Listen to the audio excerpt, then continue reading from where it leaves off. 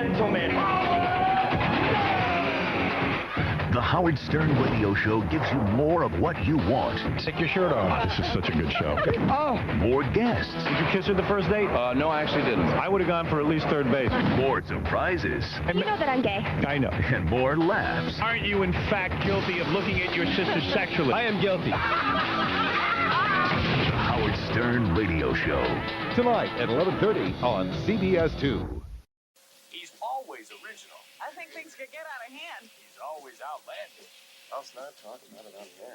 Let me see. Show me now. And now he's always on at 11 p.m. and 2 a.m. You got carried away. You were on the Howard Stern show. Get a good look at what you can't see on the radio. Twice a night, 6 nights a week. Guys will have something to look at. Chicks will have something to look at. Perfect. Perfect television programming. I know what I'm doing. The Howard Stern Show, coming up next, only on E! Listener discretion is advised. It's a jacked up review show. It's a jacked up review show. Jacked up review show.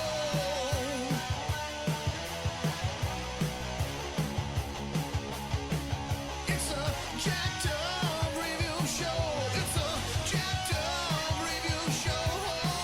Jacked up review show.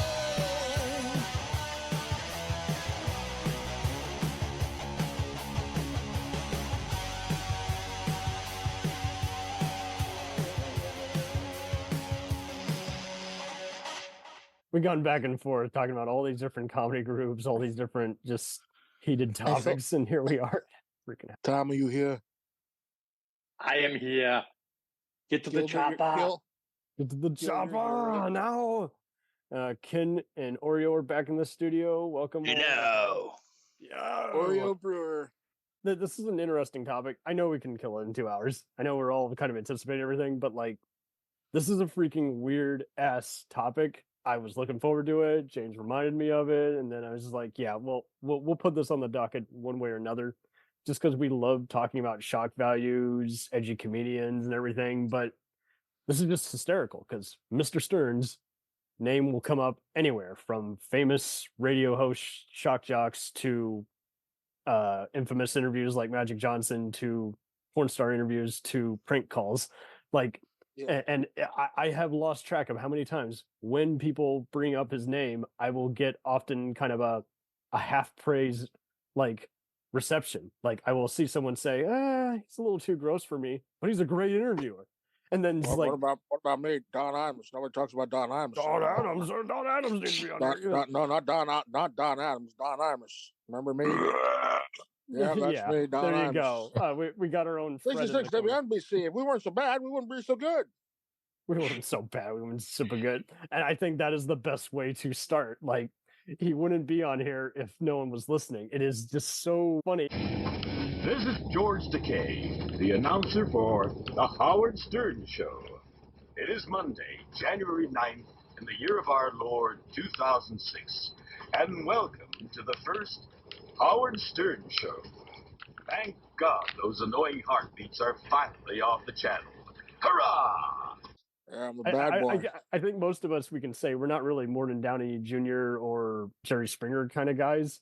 And yet somehow Howard, with a similar kind of shocking value, seems different from that. The thing I've always said about Howard was, when you think about it, right? Like, when we were growing up, and anybody here remembers, DJs were kind of like guys who spun the records. Yeah. They didn't do a lot of talk. They didn't do a lot of talking. You weren't allowed to talk. You could only talk for about 30 seconds before the record was queued up. The morning shows were basically, hey, welcome to the morning show. Casey Kasem kind of started it. I have a friend, people behind a friend of mine who works in the radio industry. He calls them yucksters. Yucksters. Yeah. That's a great way to. It's Yakety yak. Don't talk about it. again. Oh, no time for wacky phone calls. That's wacky. So, getting back to your point, Howard just smashed through all that shit. Well, and you were in the black box age. You told me off air prior, and so it is interesting how he's kind of was a mainstream kind of taboo. Like, people wanted to tune in, but not admit we're tuning in. Well, Well, that's the thing because before Howard, there was there's Don Imus because Don Imus was like like supposedly the bad boy.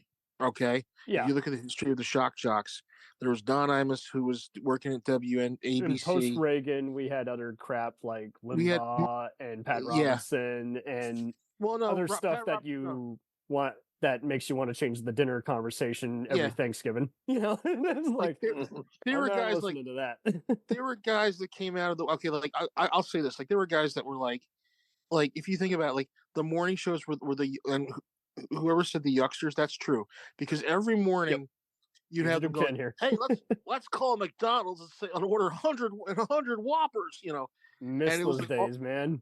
It was shtick. Back when no one got hurt. I think this is just a speculation. I think when we had more violent stuff like Survivor or Cheaters, where people were actually suing and getting hurt. I'm just saying that as someone who actually was on Cheaters, but nice. I played an asshole who was like a method actor chasing around a girlfriend with a samurai sword. Yes, you heard that correctly. It was easy $200 and fucking stupid. Yes, God help me. And the producers were hysterical because, long story short, they're like, people believe this shit is real. We're not even fucking trying. But I think around that time, like the 2000s, when people actually got hurt, I think that killed the prank call. When people were realizing you're wasting our time, you don't actually want to order pizza, you're just making fart noises or pretending to be Schwarzenegger. No. It's some of the best prank calls I ever heard. I love prank calls. I'm just wondering who ruined it, the great thing about Howard was that he had a guy, Captain Jenks, who would call up the most inopportune at times to do this shit, right? Yeah. And there was one time I remember when the first Trade Center bombing happened, right? Oh, yes. I think I know this one. Okay. Bill Butel is on the air, right? And he goes, we're speaking with, Bob. He's like, we believe there was an explosion. I'm up here on the 37th floor. I'm in an elevator, and we believe the blast came from Howard Stern's ass. and Bill Butel said, "What?" He says, "We think the blast came from Howard Stern's ass." And I just went, "Oh fuck, Jenks." Oh my God. But that was the funny thing about it. I mean, you got to think the DJs back then were all these guys that were told, "This is how you have to sound. You have to modulate. You have to do this. You can't talk about this on the air. You can't talk about that. You play it so safe." contrary, right? Because they're like, we hate your content, but we love your ratings. So how can we argue with this? It kind of goes back to when Stephen Bochco was doing risque stuff like, LA Law and NYPD Blue is like, we hate how people are dropping their pants, but we love the ratings. So the only compromise we can do is this affiliate won't air this program. They'll just show a rerun. But it's just like, it's kind of like just with TV ratings and censorship and everything is like, if he didn't do it, someone else was going to come along and do it. And half the time he's saying what other people are thinking, but afraid to say out loud. And other times he's like, well, you really got me morbidly curious. I'll just say it because fuck it, freedom. But the thing was that the shock jock kind of comes from, I mean, the whole thing was back in the 60s, it was all AM, right? FM wasn't around yet, okay? When FM came along, it was all the kids coming out of college that were, and you got to realize FM radio was more freeform back then. Absolutely. Now you can't really tell it apart. It's AM and FM are just as offensive or pretty much the same. It's just like AM is just like if you're in the countryside and just want to hear a Bible study or Radio Disney. FM is AM radio mostly was top 40. So there you go. Yeah. FM is now a mixture of professional and college stations. I remember that shit. Right? They had to stick to a format. You couldn't deviate from it. Anything like this. When the 60s came along and all of a sudden there was this revolution, there was a guy named Tom Donahue. Yes. He's the guy that basically underrated guy who no one talks about now. It's like it wasn't that long. You should surely know him as much as all your broadcasts. He's the father of FM rock radio. Yeah. So basically he comes along and he's like, all right, listen, we're not gonna play the top 40. That shit goes out the window. You play whatever you want. You can play, the 20-minute version of, Dark Star by the Grateful Dead. And people will start. And he had, I think, KSAN, I think, was his radio station. I think you're right. I think it was one of those with S and M, and then it was. Yeah. And what happened was that also, I didn't mean it that way, Oreo. You naughty man. The FM station started to pop up, and it was California and New York, and New York kind of had a little bit more of a gritty edge to it. So that's why we had WNEW here, which was actually a sister of 1130 WNEW. And isn't that wild though too? It's like they want, again, like throughout this whole chat, we're going to continually find is like they want you to be edgy, they want you to be different, but not too much to where they get a complaint from the FCC. How do you be edgy? Well, what happened was, these stations started to pop up, and there were college stations too that were popping up on the FM dial. So the first time you really hear about edginess is WBAI played George Carlin's The 7 Words You Can't Say on. Yes. All right. Yes. They almost got their license pulled. I bet they did. Carlin had to go to the trial. And this is years before we had other stuff like in the. Oh, this reminds me of Dick Tracy and shit with Warren Beatty's latest post I saw. Yeah, Warren Beatty owns the rights to Dick Tracy, and nobody else can make Dick Tracy stuff until 2027. That's so when it falls into public. Yes. So now he's been making sequels of Dick Tracy and having to go to the courts to make it a legal sequel that he puts out to Dick Tracy every so often. It's wild. And I thought that was so fucking funny. I saw it tonight. My one friend shared it on his Facebook. I was like, wow, petty ass. Yeah, I love the fact that nobody really remembers Dick Tracy except like the hardcore comic fans that People were like who watching were it going post Tim Burton Batman who wanted to gobble up anything. I'm more of a Rocketeer guy, but what do I know? But no, these are all good, interesting things. Like this predates when the FCC was like getting in trouble with the military, so then they started putting any violent TV show on the spot, and they were like, hey, you and the actors and producers, you got to come up to this trial. And they're like, we're not going to that trial. It's a TV show. It's on after 8. Yeah. Why your kids watching this violent show? Radio could be a little more... freed up. It was a little more freed up with FM because you got to remember AM is still, playing the top 40 and all that stuff. And then all of a sudden the talk radio starts up. There were guys like Joe Pine in California who was, real right wing. He was before Morton Downey Jr. Oh, jeez. Someone crazier than Limbaugh and Morton, man. And the thing was that, FM radio became this big, giant, vast land that you could put your feet out in. And you could say, all right, I'm going to make my claim here. And I don't care if I'm working in Cleveland. I don't care if I'm working in Buffalo. I don't care if I'm working in freaking, Rochester, New York. I don't care if I'm working in Detroit. And, that's where, the black radio stations started to come in, all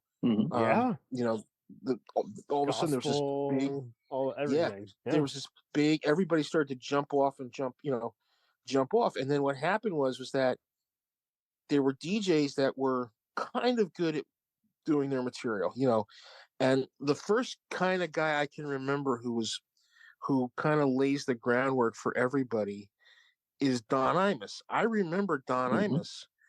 I remember Don Imus. And I'm in here.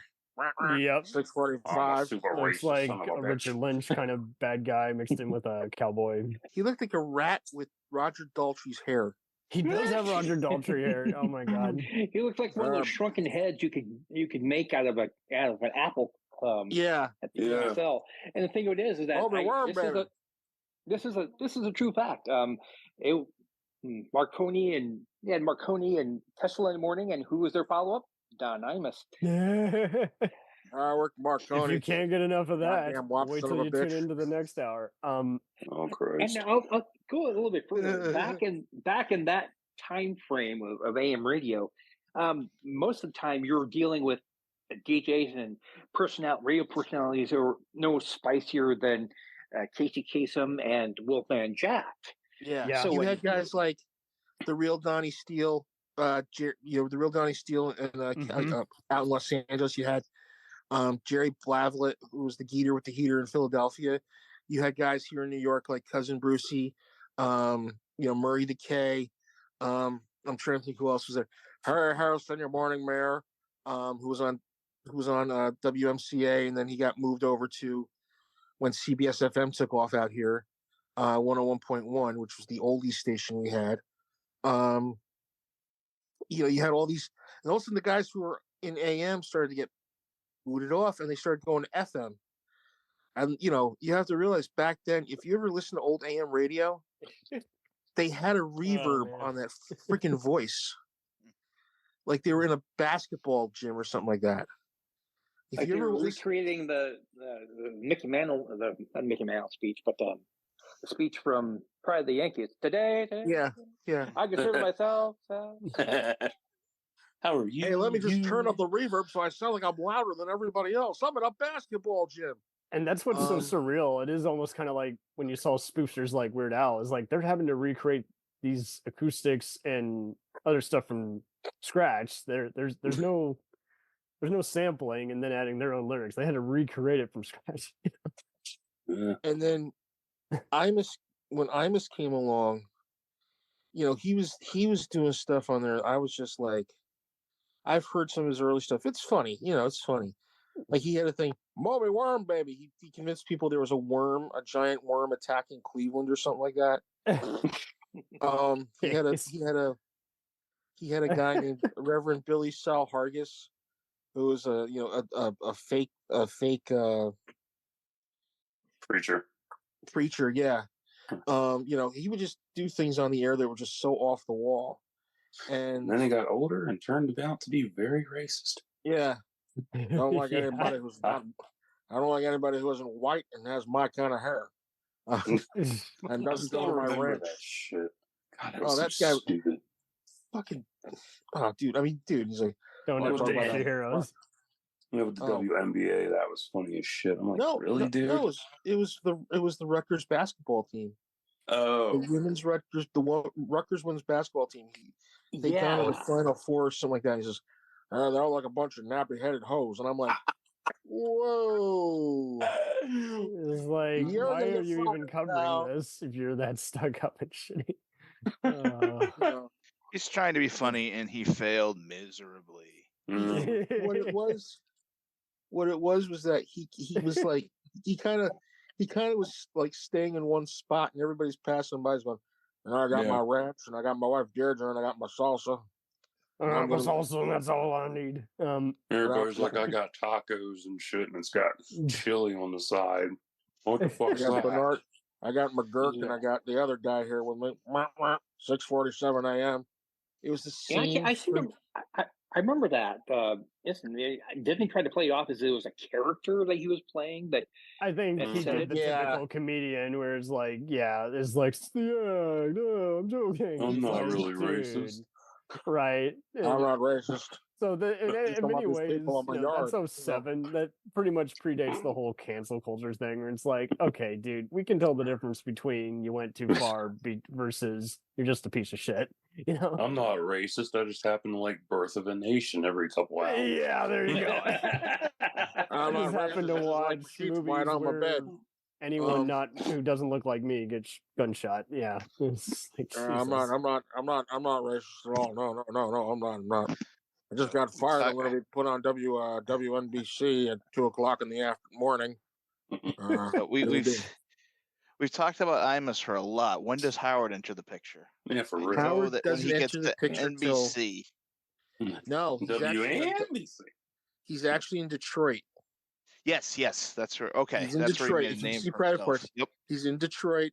Yep, and it goes from a rock station to a country station, and he talks about, and he's just like he said he worked for Roy Disney. Roy Disney owned the station. Wow, and he worked for him for like 5 minutes. And he's like, there you go. Yeah. He went from there, then he went to DC 101, where he basically was he met Fred, he met Robin was brought in. And let me just say, to prep for this, I resaw the autobiography, Private Parts. I cannot. And there's a great podcast called It Happened in Hollywood, and they interviewed Betty Thomas on the making of that, and she said she can't believe she got good performances out of Fred and Robin because, they had no acting experience prior, but she would never know. She just got them all comfortable. But in between takes, there was no shortage of just joking and talking. She's like, I don't know where this endless energy is coming from, but I got to utilize it. It's very cinematic. You want to be a disc jockey? Very much so. But are you an idiot? How well do you stink? You're a somewhat abnormal person with a somewhat abnormal job. He was offensive. This is disgraceful. We should be taken off the air. He was obnoxious. I'm going to have sex with you right now over the radio. And I want you to straddle the speaker. He was disgusting. I thought you were going to control this guy. You want me to go on? A woman had an orgasm on the air. This is the best sex I ever had. They tried to shut him up. You want to tame him? Did you say testicles on the air? Oh, yes. Switch him off. Oh, my God. She has swallowed an entire 13-inch kielbasa. You gotta love that, folks. Your husband's quite a character. Just an act. And tune him out. Don't sing along with the music. No jokes dealing with flatulence. I refuse to work with this man 1 minute longer. I want to beat these guys. The only way to do that is to stay on the air. You are the Antichrist! You're fired. You're fired. You're fired. You're fired. This is good. This is good. Private Parts. The true story of a man with big dreams. We are gathered here today in praise of me. Howard's on DC 101.1, and there was a plane that took off from I think what was the airport? Reagan International. Reagan International before it was Look at you go, Mr. Yeah. And I'm just picking up on shit. No, I love it. That's great. It crashed into the Potomac. So he calls up the airline and says, how much is a ticket from Dulles International Airport to the 84th Street Bridge? And he was like, boom, that's it. You're out of here. So wise guy, yeah. He had already gotten his New York was taking notes of him.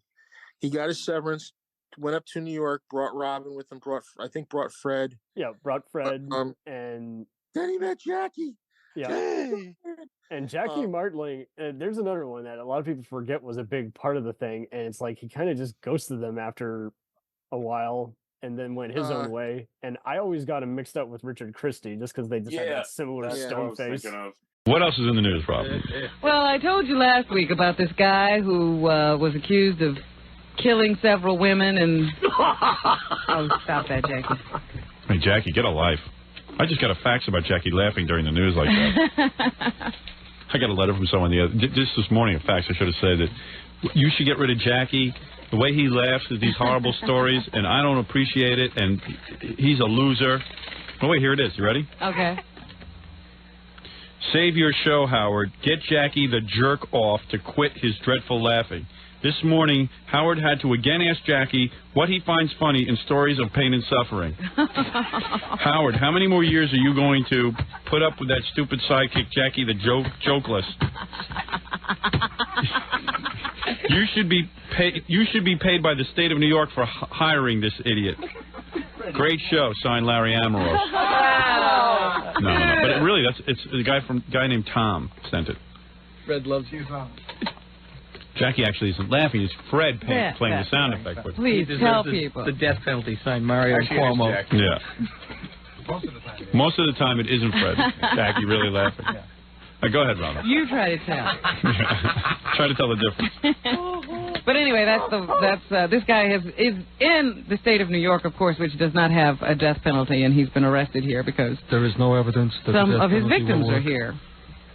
So I don't think he will be getting the death penalty. Probably get what he wants. He'll just get to go to a hospital, have a nice little time talking about all the things he's done over the years. Cuomo is weird with that death penalty. It's like, there's no evidence. There is no evidence at this time that the death penalty will work.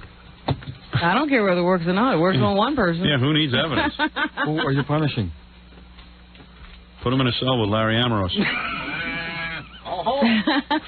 Let's measure.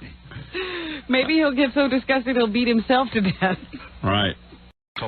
But you can tell the difference because Jackie's more reserved while Richard is almost always doing pranks and half naked. So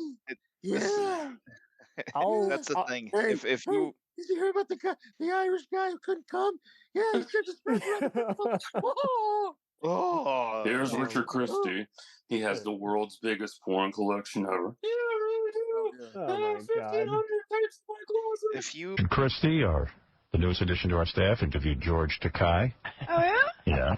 Pretty interesting interview. Hi. Hello, I'm Richard Christie. Good to meet you. I'm George Takei. Okay, George, I understand you have an exclusive story of abuse from a motion picture makeup artist. Please tell us the story. He pinched my wang and frowned. He silently regarded my wang as if it were some insensate lump of flesh. I understand that more than one person was involved. Then he called in an assistant. A hulking man came in. Al, can you hold this wang while I dapple it with the latex? He asked, pointing to my wang. With pleasure, replied the hulking man. Yes, go on. George proceeded to dab the latex on the now agonizingly smooth wang. As the latex dried, I felt my wang begin to contract even tighter. I see. Listen to the Stern Show pre-2000s, you have at least one buddy who you will talk in Jackie voice to every now and again. Oh yeah, yeah. I would do Jackie with, if my friends would be so stoned, I'd be like, "Hey, it's me, Jackie. Woohoo! Look, you got any weed? Any beer? Woohoo! I'll get stoned. I'll get stoned." You know, and we wouldn't do the Jackie voice, we do the Jackie. Pretty much the right hand. Anything no one else is willing to go all the way, he's gonna go all the way. I still can't believe E approved him for a fucking series at 11 p.m. That's just it. Yeah, it was an NBC Universal channel, and they're like, "Hey, we could use some of your bullshit. Let's have you on from 96 to 05. Let's." The thing was, Howard goes to WNBC. Yes. Now they already have Imus. They're going to get Stern. Now they've got like the Twin Towers. I don't mean to use that euphemism, but they got like the double final solution. The fun. I love it. I don't see anything wrong with that. So they've got him. They've got Imus. They've got Stern. They got Wolfman Jack and Soupy Sales, right? Yeah. So oh my God. Stern is being told by, if you watch Private Parts, he's being told by the manager, okay, I want you to say WNBC. Yeah. He's like, look, I'm going to say WNBC. He's like, no, you'll say WNBC. And they were hyping this. They were hyping that they had Howard and they got Imus. Mm-hmm. And Imus was not happy that Howard was there. They kind of played it off. You know, they're like, ha, ha, ha, you know. Right. If you ever read about it, Imus didn't like Howard. He felt like he was being intruded upon. He was my thunder.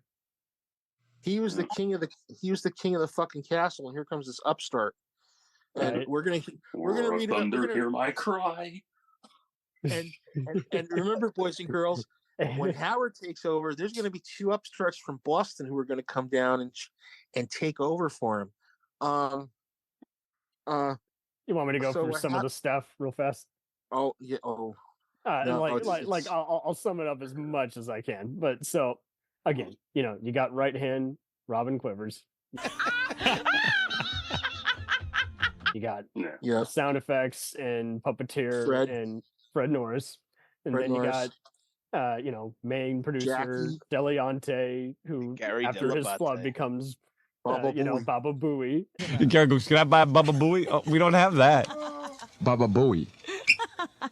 Baba Booey. And then stockbroker Sal Governor. Okay. It's one professional breeding kit. It contains 2 hold devices for the female hens, and it has 1 straddle for the male cock, which includes a cock ring. And the cock ring is made of stainless steel. It's placed around the cock to hold the cock in place while the female is placed in position. And then he comes along much later, though. Much later, yeah. I'm just doing an overview. Limo and driver and bodyguard Ronnie. Scores man, yeah. Scores man. I'll give you an overview of some of the many recurring guests and contributors. You got freaking, Gilbert Gottfried. And then you would know what pain means. You would that feels good. Rip my foreskin off. Right now, I command you, stare into my eyes and rip my foreskin off. Oh, you gotta go with Artie Lang, though. Come on. Artie Lang, yes. I'm getting there. The greatest guy to have in the news was Gilbert. Oh, Gilbert, Sarah Silverman, Adam Carolla, George Takei, Sam Kinison, Dave Chappelle, Mitch Hedberg, Richard I'm Simmons. not surprised about Dave, though, because they were in the Joke Comedy Club in New York. Yeah, bingo. Yeah. Jimmy Kimmel. Let's not talk about them. Let's talk more about me, George Takei. George Takei. Oh, my. Oh, my. Jim Brewer and our favorite, Norm Macdonald. You didn't write this. No, sir. It's just what they call a street joke. Good. But my dad would always tell this joke. It was about a little boy called Dirty Johnny, and he'd be in class. You ever heard Dirty Johnny? The Dirty Johnny jokes, yes. Heard the whole series. In this joke, he's not dirty. I think I mentioned Tracy Morgan there as well. Tom, you'll love this. For a while in the aughts, they had Josh Robert Thompson, who does the skeleton voiceover, and on Craig Ferguson. And they would bring him in to do Schwarzenegger prank calls, and they had to stop because people actually thought it was the actual governor at the time asking people, why their fly is down or why they, won't come see him and Maria. Why is your fly down? Yeah, just fucked up shit.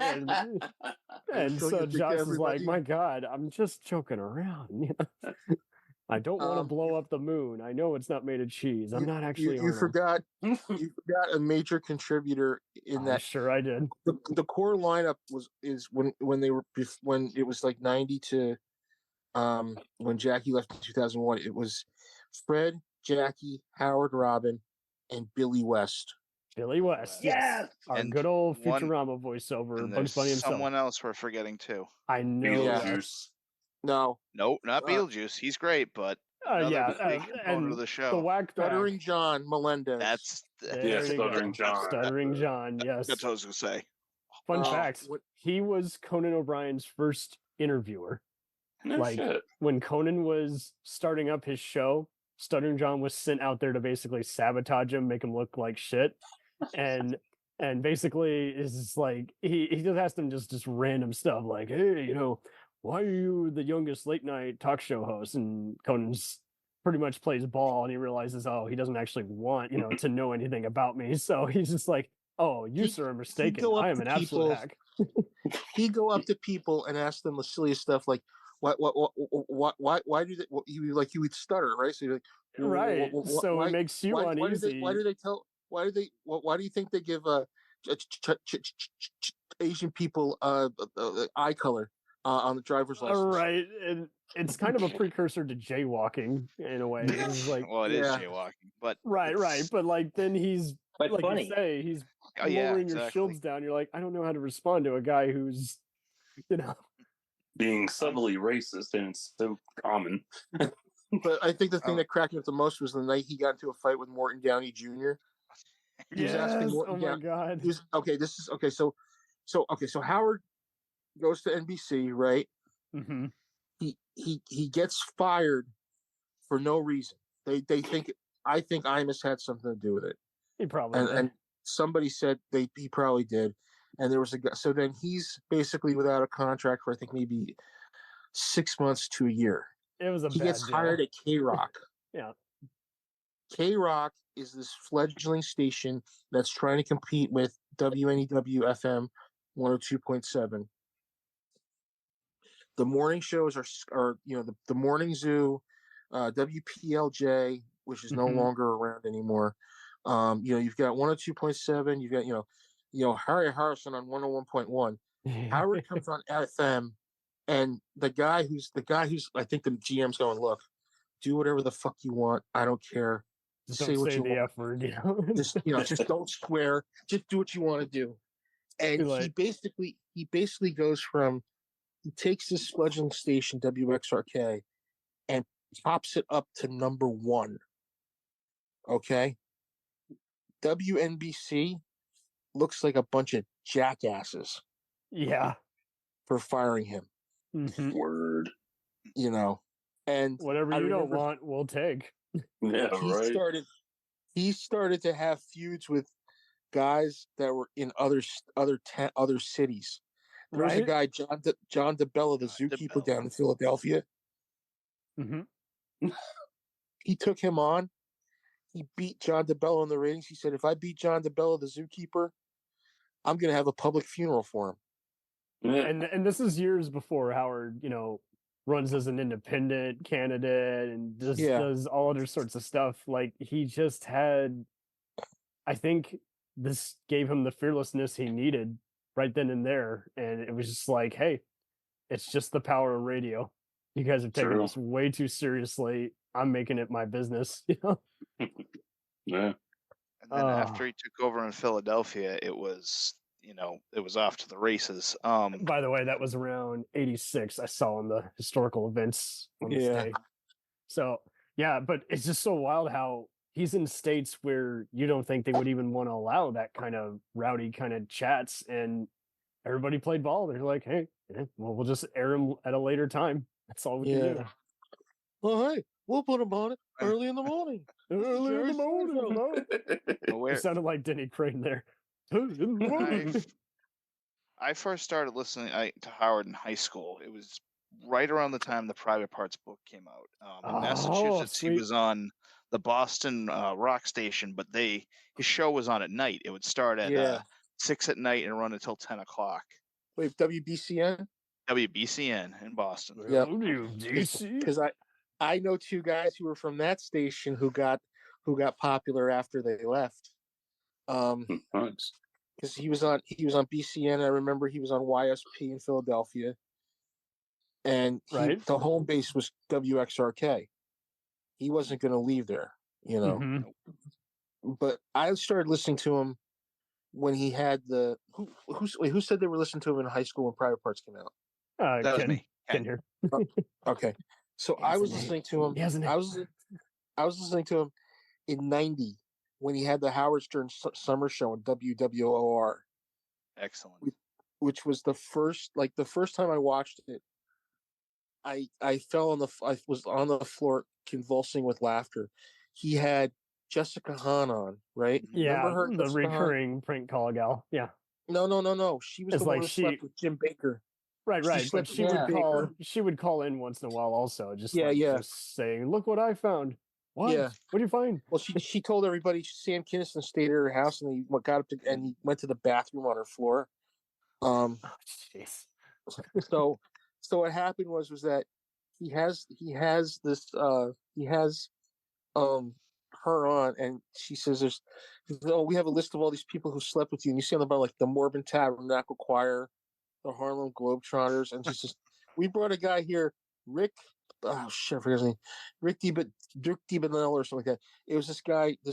I think I remember. Fred the Elephant Boy who came in. Yes, the Elephant Boy. Can you tell us what happened? All those guys were on there at the Fred the Elephant Boy had this speech impediment where he couldn't, like, he didn't have a clear voice. He done like that, so he'd be like, one time she was babysitting me, and she put her hand down my pants and made me very happy. And, so that's going on. Then he has this one guy come in, Ted the janitor. Ted the janitor was an actual guy who worked at. And he says, did you make love to her? Go, yeah, I made love to her all the time. It's like, what happens is, you want to play road? What's that? You lay down and I'll blacktop on you. And this is before they get Beetlejuice on the whack pack, and there was like he kind of carried a lot of that same, just like, do you hear yourself? Do you hear yourself? And there was nothing like that in 1990. No. You can't. It's kind of was weird. It's like anything else similar to this, you would kind of turn off. You found it in bad taste, and somehow, I guess, just that they were in on the joke. It just was morbid curiosity mixed with just a hysterical like train wreck. You're just like, what's going on here? What are they doing? Watch one of the early shows. He had lesbian dial-a-date. We had lesbian dating game on, right? There's that. The girl he introduces is from Pompton Lakes, New Jersey. She went to school with my boss's wife at the time, right? If you watch the episode, my boss's wife says to him, I said, dude, do you know so-and-so? He's like, yeah. She went to school with me. Why? It's like, dude, she was on like Howard Stern's show last night on Lesbian Dial-A-Date or Lesbian Dating Date. And he's like, what? I'm like, yeah, I'm not shitting you. So he tells his wife this, and his wife goes, I always wondered why she was looking at me funny in high school. Oh my God. Oh man. I mean, he had people on that show. Gary and Wendy and no, Gary and Wendy weren't on yet. Yeah, this is later, but I'm just circling around. And there was High Pitch Eric and we talked in the then there was the KKK guy who Daniel Carver and it was kind of a precursor because you would see Conan and Letterman kind of do similar stuff where they invite celebs on to basically kind of roast them without them while they were oblivious. But that was ballsy to take a hateful piece of shit and then just bring him in and you're like, he is so fucking stupid and he doesn't even realize we're talking shit about him. That's how stupid he is. We'll return after these messages.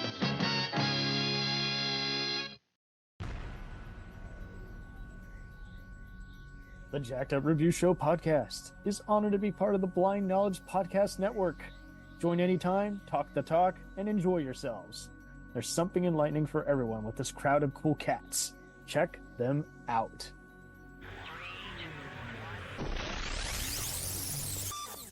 Hey, it's Brent Pope, the host of Breakfast with Brent Pope. You've seen me on some of your favorite TV shows saying things like, give it up, Jimmy, you gotta sink this putt to win. On Breakfast with Brent Pope, I sit down with guests from the entertainment world and we do it all over breakfast. Or should I say Brentfast? Every week on Brentfast, you get inside Hollywood info and tips, great breakfast wrecks and booty debates. Most of all, you get the most delightful 30 minutes of your week. So dig in, it's Brentfast time. Listen at Brentfast.com, Apple Podcasts, or wherever fine podcasts are found. Do you ever find yourself thinking about who would win in a fight between Goku and Superman?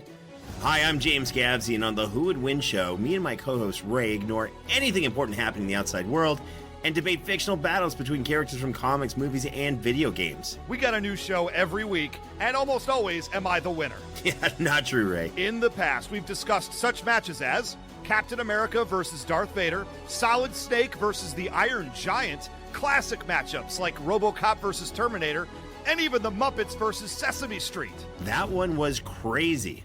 So if you're a fan of geek culture and love a spirited debate, check out the Who Would Win show wherever you get your podcasts, or check us out at whowouldwinshow.com.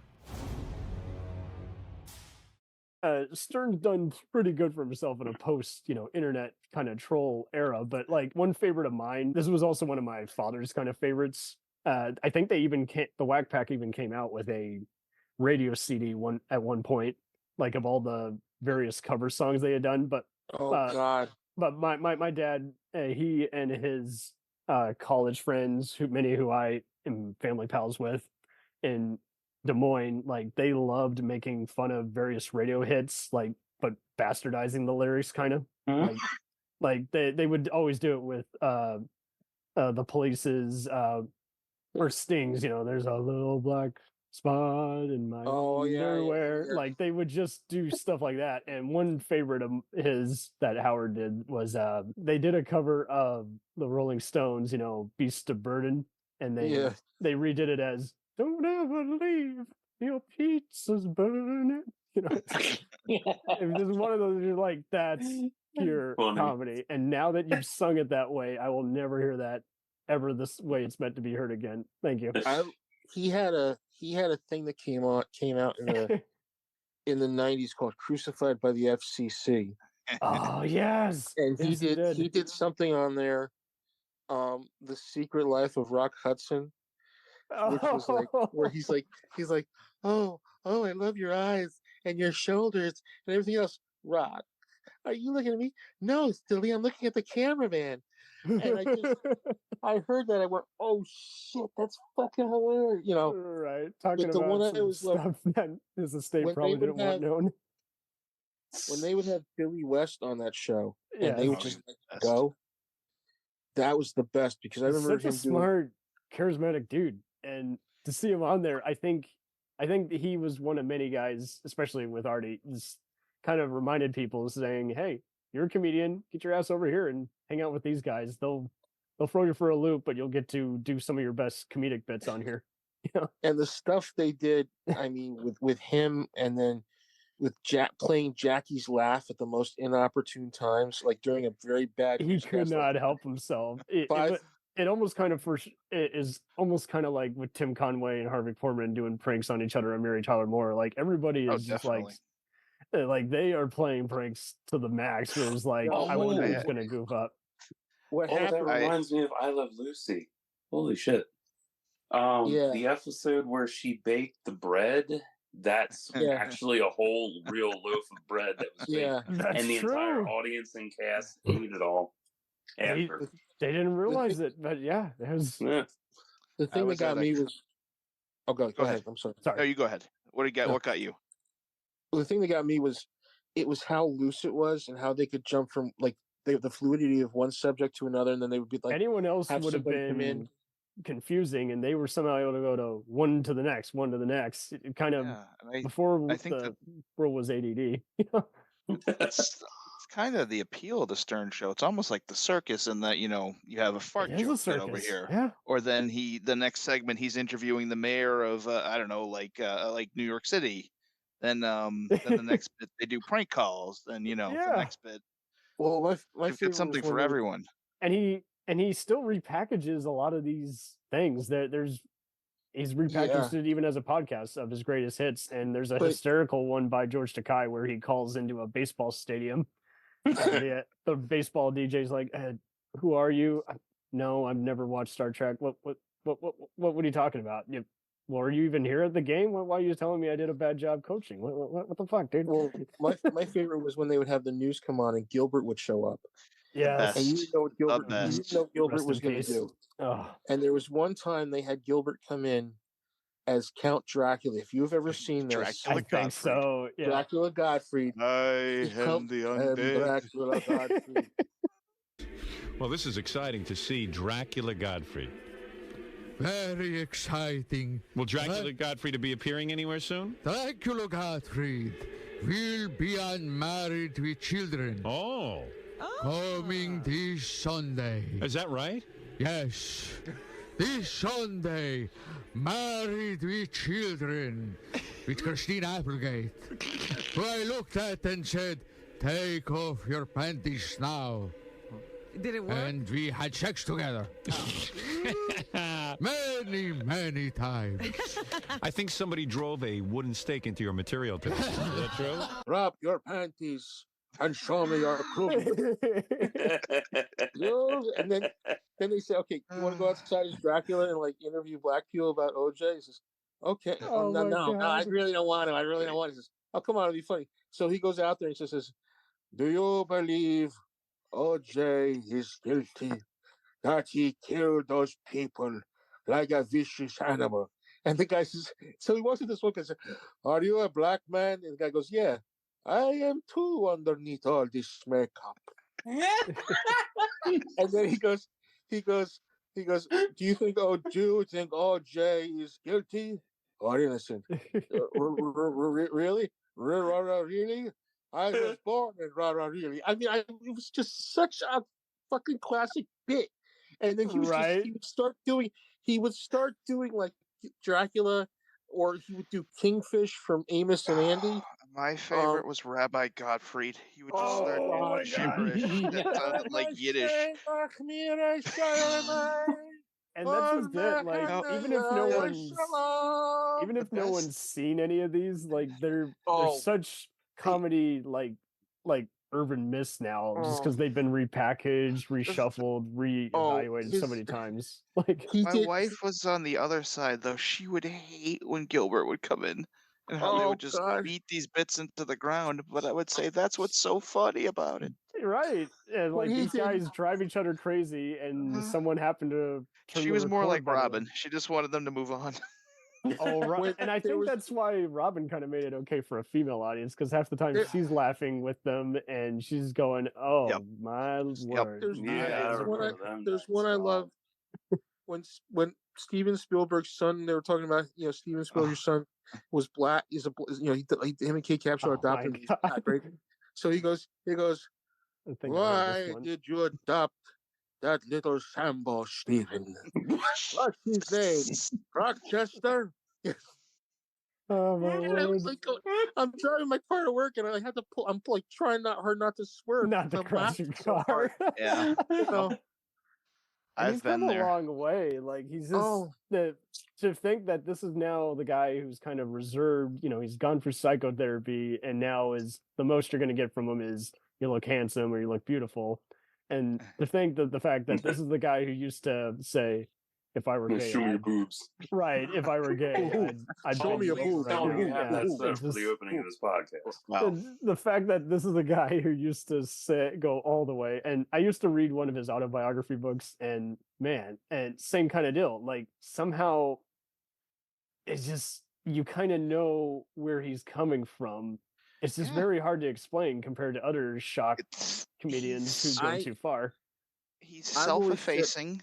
But he also has a giant ego. He's like me. He's like everyone. He has an ego, but he's also able to somehow make fun of himself somehow. And we talked also last time when we were talking about shocking game shows and hysterical TV bloopers.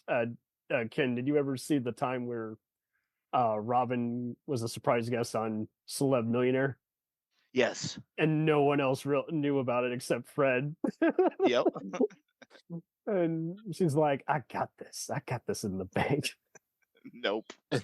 No, I think not so much, but I loved your confidence. This is like, see, that would be just a fun, just shits and giggles to come to the I think I remember that because that was, I'm trying to think when so many celebrities were on at that time. It was just I know, but I remember Robin, that she brought Robin up. I remember that because and then they talked about that on the show the very next day or so. And he's like, so how'd it go? And she's like, don't talk about it. Right. She was fucking angry, and I can't blame her, but it's so funny, though. We still haven't brought up my favorite characters in the history of the Stern Show. What? His parents. Yes. Nope, his parents. His parents, yep. I could listen to Howard. Exactly. I could listen to that all day. And what I love is listening to Howard and hear him talk in his mother's cadence. He doesn't even know that he's there, but he's like, now what you need to do is you need to get up. You need to take a shower. You need to treat this seriously. Oh, my word. He talks the same way. And then it explained why he was so tell him to get out of bed. He's a lazy bum. Proper modulation. Howard, I want you to speak into this the green eye. Well, that proper modulation. His dad actually, you know what his dad did? His dad was a record, not a record guy. That's why he. No. He did tracks for Terry tunes like Tennessee Tuxedo and all that. So Howard would go into the studio, right? And he'd see guys like Don Adams and Paul Frees and all that. Mel Blanc, I think. What? Yeah. Who? Mel Blanc. I think Mel Blanc. Yeah. He'd see all these guys in there, and he'd be like, I couldn't believe my father was doing this. Here's this guy. I thought he was. I don't want to talk about my job, Howard. And his parents, his father Ray, I think passed away. Like Ben passed away last year. And it haunted him. Yeah. And Ray, I think he was almost 100. I think. Yeah. Yeah. So the thing I was cracked up about was when he'd be like, he'd talk about his father when they go out to dinner. And he'd be like, I don't know if I want. You're gonna order the salad, okay? Order the salad. Don't order the soup. Order the salad. I mean, there were things, but I love when they play the recordings of his father, singing like "You'll Never Walk Alone," in that like broken down voice. When you walk through a storm, hold your head up high. It's so. Shut up! Sit down! Do you feel the United States should stay in the United Nations? No, I want a serious answer. Don't be foolish. Well, I think that the United States, there should be peace among the countries, and there shouldn't be any problems. And besides, we don't want the Japs taking over, not do we? I told you not to be stupid, you moron. Yes. Oh my God. So much of his dad is in him. Ellen, how do you feel about the Roosevelt football team this year, with their chances of winning the season? Just having a good season this year.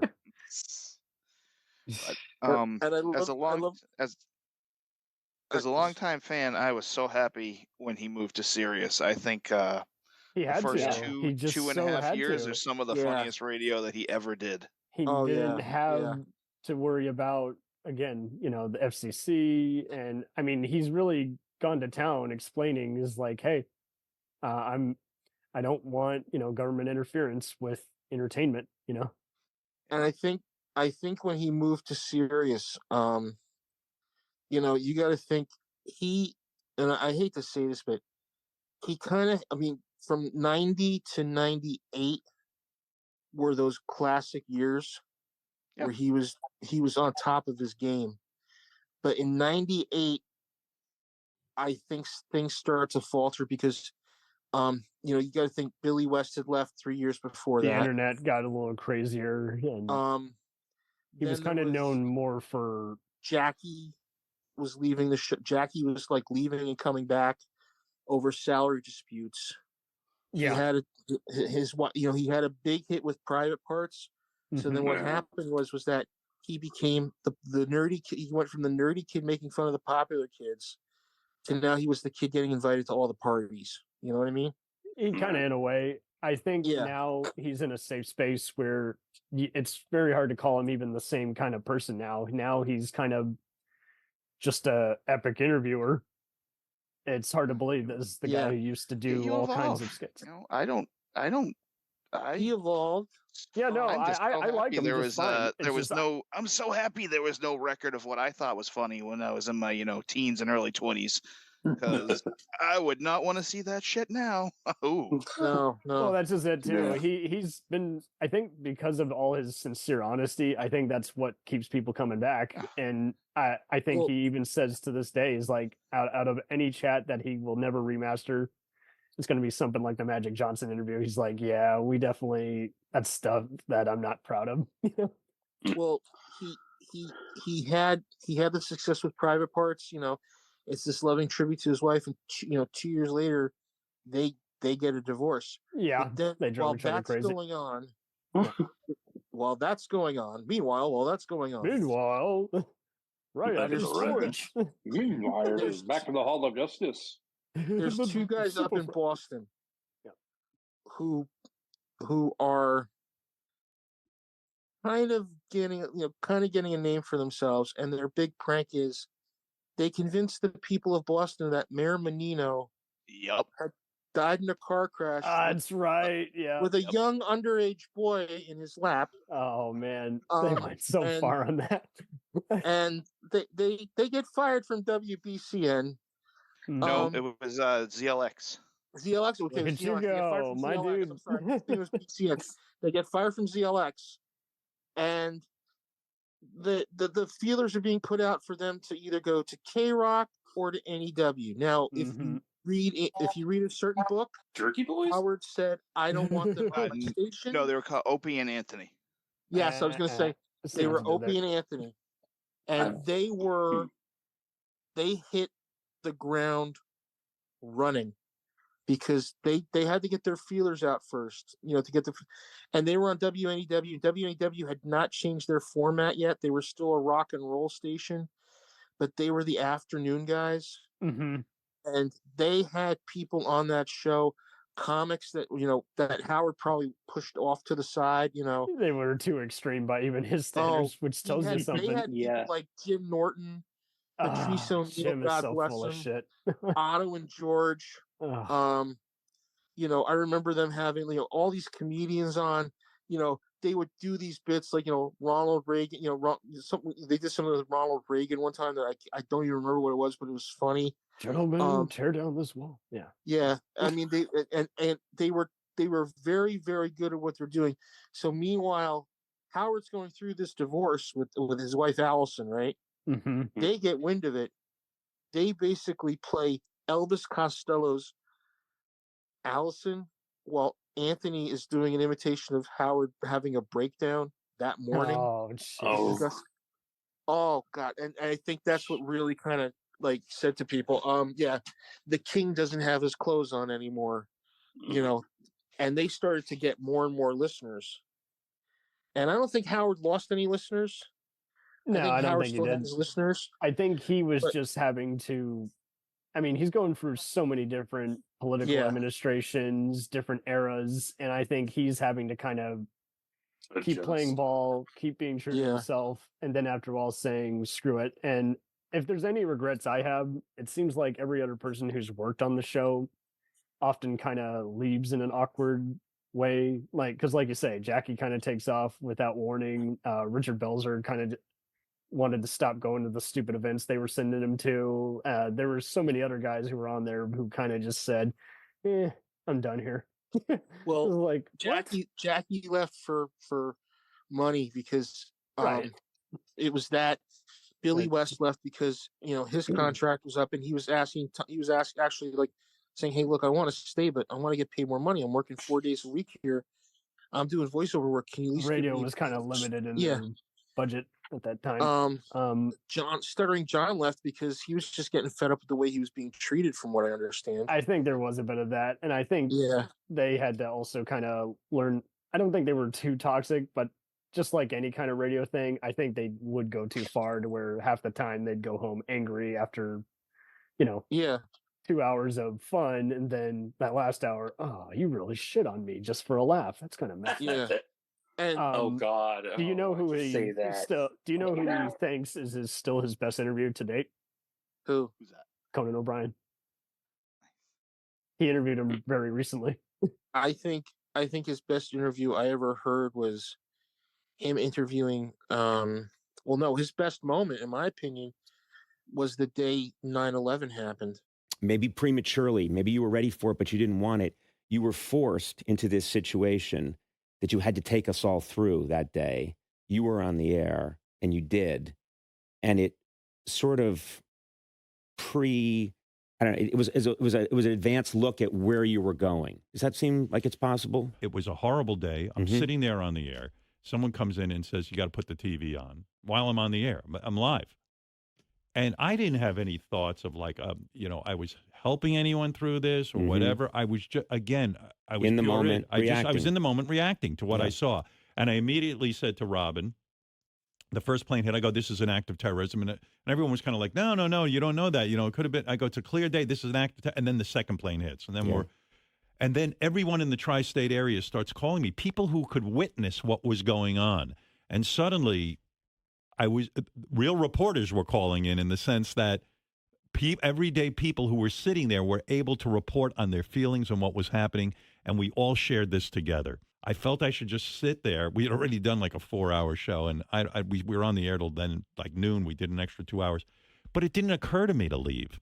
It just seemed like the right place for me that I would be the most useful. Right. And honestly, Conan, I was sitting there in shock. I was in shock, and I was really fucking angry with these goddamn terrorists. But what's amazing is that that's a document now. Yeah. I mean, that is a document that, and I think it's probably one of the more compelling documents. I can't look at the footage of that day. I don't think a lot of us can. Right. I lived in New York. I was watching it all unfold from my apartment while it was happening. Yeah, I didn't know what to do with myself. But your show that day is a document of kind of a real-time document of an honest person's reactions as things are laid out. And because it exists, and as I said, reporters can't say the things that you say. You're reacting as a real person. And I always felt like that day, and I think a lot of us felt this way. I know a lot of us felt this way. Oh, yeah, Howard helped us get through that day. You were on the air as it was happening. That was the first time that I heard you in a different way. Yeah. I was thinking about that. Listen to that, because he went from Howard Stern, talking about his fooling around with Pam Anderson the night before it scores, to now covering this tragedy, this momentous real tragedy. Time too. And he called it was so surreal in a way. You're like, comedians can be real. I don't know how close, the Ground Zero was to the K-Rock building, but I can't imagine it's that far.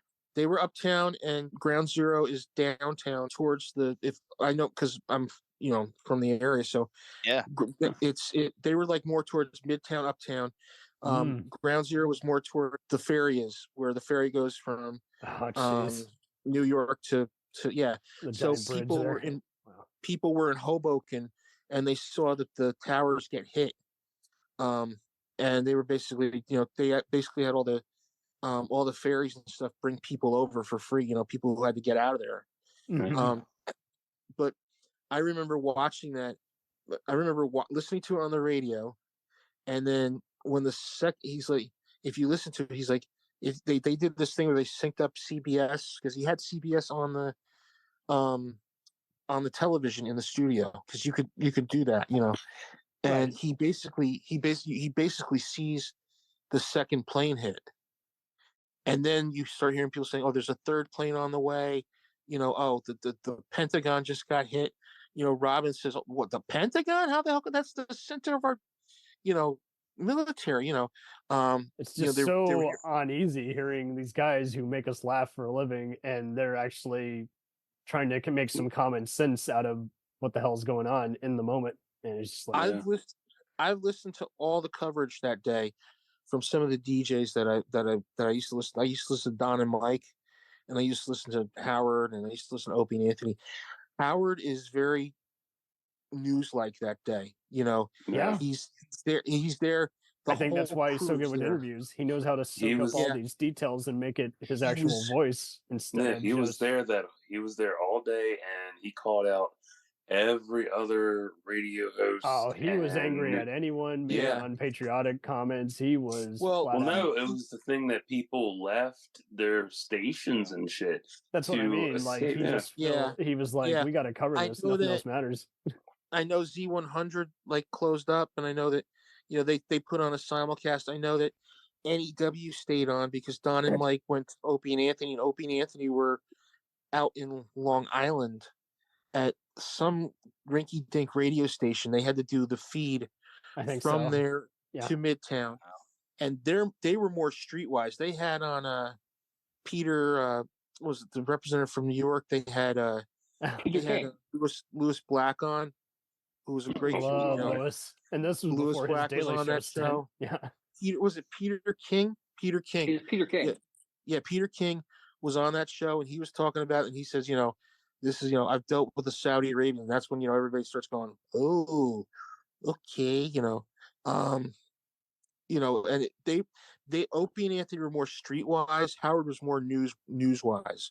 Yeah, he wanted to speak for everybody from the little guy to the big guys. Yeah. He wanted to see how shit kind of worked, and then ask him something that you couldn't ask on network TV. And O&A covered it when it was pretty much over. Howard was doing it in real time. Yeah. And O&A, I gotta say, O&A got more of the gut reaction from everybody.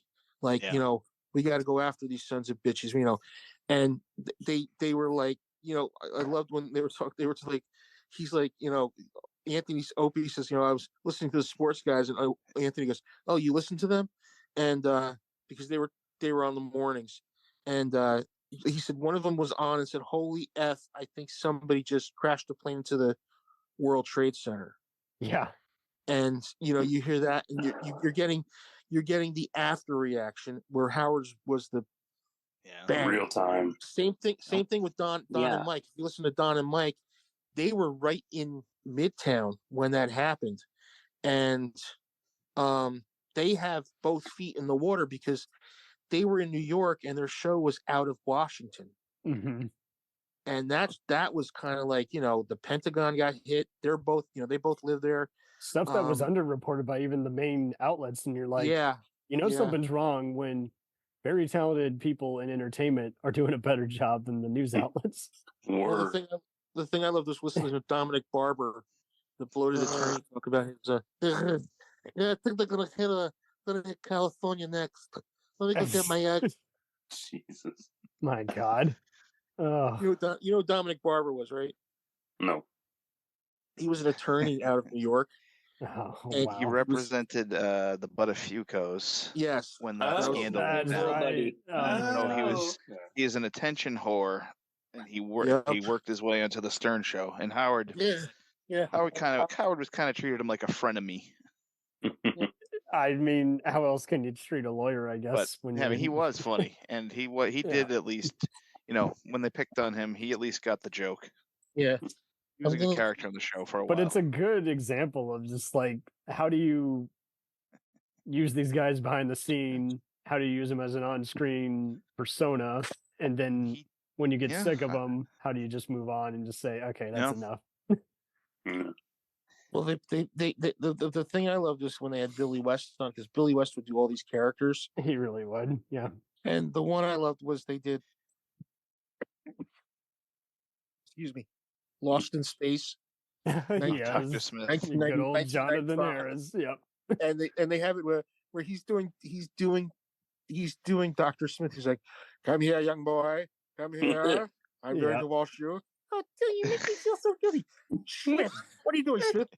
I'm giving this boy an enema. A healthy colon is a clean colon. And he's like, "We're going to use, come on, we got to go with this. Robot, come here. Warning, warning, warning. Hey, look, I'm warning you. Warning, warning. Oh, robot, you big shiny. You're putting it in my pencil sharpener, Dr. Smith." I've listened to Billy West do like so much. Like Billy West did Grandpa Al Lewis one time, and he would do Al Lewis like, yeah. They who's they? Them. They set everything on fire down there. He would do Al Lewis as a racist. He'd be like, yeah. Bang, baby, bang. Oh my God. That's like the other day I was flipping around. I was on YouTube looking for shit, and I came across Don Rickles stand up, and I was like, I've never heard him do stand up before. Really? So I was like, oh no, never. I never knew. I know who he is. I didn't know he did stand up. So it was an old clip, and I'm like, oh, this should be all right. And the first thing out of his mouth, he's picking on some black lady in the audience, and he said, "Oh, you must have been dipped in M&Ms." I'm like, oh, Jesus Christ! He said either you're black or you fell into a bucket of M&Ms. That's it. Yeah. I was like, oh man, no. Look at the Arab guy back there looking at me going, he's gonna get it. He's gonna get it. He's gonna get it. You think he's gonna shoot me? 5-1. Yeah. Wow. What are you, Japanese, Chinese, Hawaiian your ass. 2 years in the jungle looking for your grandfather, But I'll tell you this, look at this black brother in the front smiling. He's probably gonna go up later and pick up all the stuff out of my room. Wow. Yeah. Super racist. I'm like, oh, it's not. man. I don't think he would be. I'll tell you this. I don't think he's racist. With Rickles, I think Rickles was just like making fun of everybody because, for him to be, if you look at him, here he is, this like, this little Jewish guy. Yeah. This guy who you could easily push over, and yet he's just very ballsy. He's just like, hey. That was his joke. He used the same jokes at every presentation he was at. Comedy does not age well. True story. Comedy doesn't age well, but I think Rickles, when you watch him later, he kind of slowed down on that a little bit. Yeah, because he would start doing stuff with he's like, it's great to know Julia Roberts. Julia Roberts is here. She lives 2 blocks away from me. Don, I live 3. Julia, you have no lines. Be quiet. And, he would just like, but that's the thing, with Stern, the comedy, it's dated now, but it's still fucking funny. Yeah, because it's that little bit of you that goes, should I be laughing at this? I think that's exactly it. Yeah, it's just some of it, I think, because they just embrace the radio more than anyone else. They were just like, we don't have a script. We have a crazy show. And we have wild guests. And I mean, I can just say one line and people are like, it's like, but yeah, I mean, kudos to them halfway through when they got onto Sirius and they just decided, okay, let's do less of all this other crap that we've been doing. And that was after E! Network too. Right. I think they just figured the internet's taken over, so let's just be a little less crazy. Remember, he had the WWR show. Mm-hmm. Yep. Broadcast. Okay. Mm-hmm. Then he had Channel 9 show. He had the Channel 9 show. Okay. Yep. Then he had the interview show he had for about a year. Yeah. It was a special, right? It was all these like specials he do. Then they'd have him do the like some show. Of the pay-per-view ones you linked me to. Is just very interesting how that just was a thing. It was for a while. I watched New Year's Rotten Eve. Oh yeah. I remember that name, but didn't know what the hell it was. Oh God. pay-per-view special in 1993. I'm surprised with the creation. My buddy and I, we were big Nirvana fans, so we were watching Nirvana on MTV on my downstairs TV, and then upstairs on the illegal MTV cable box. Music? Exactly. On the illegal cable box upstairs, we were recording Howard's Rotten New Year's Eve. Welcome to the club. For anybody from the federal government listening to this was not illegal. This was perfectly fine. They paid for the pay-per-view. Everything was fine. The cable guy paid for it. Don't even. Yeah, they're good boys. They didn't do nothing. They were kind and they rewound. So you got to keep that in mind. And folks, remember back then, Channel 99 may have been scrambled, but you knew what was going on. So, is that a dick or is that a nipple? I can't tell. It looks like a vagina, but it could be. It looks like a vagina, but it could be. I don't know. Either way, we like seeing things go into other things. So. But I remember that night because I think he had it somewhere in Jersey or something like that. I think so. Live from fucking Newark is how it starts. Yes, I remember that. That was the night he did this thing with Sherman Helmsley dressed up as Whoopi Goldberg.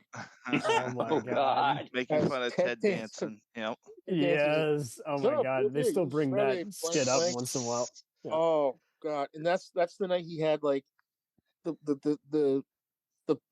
woman who won it, Debbie Tate, committed suicide like a year later. No, she didn't win. She came in second. Win? She came in. Who came in first? Playboy Playmate came in first. Okay. I can't remember her name right now. Oh, Elaine Marks. Okay. Can you tell I watched that thing a lot of times? Oh God, Elaine Marks? I can tell.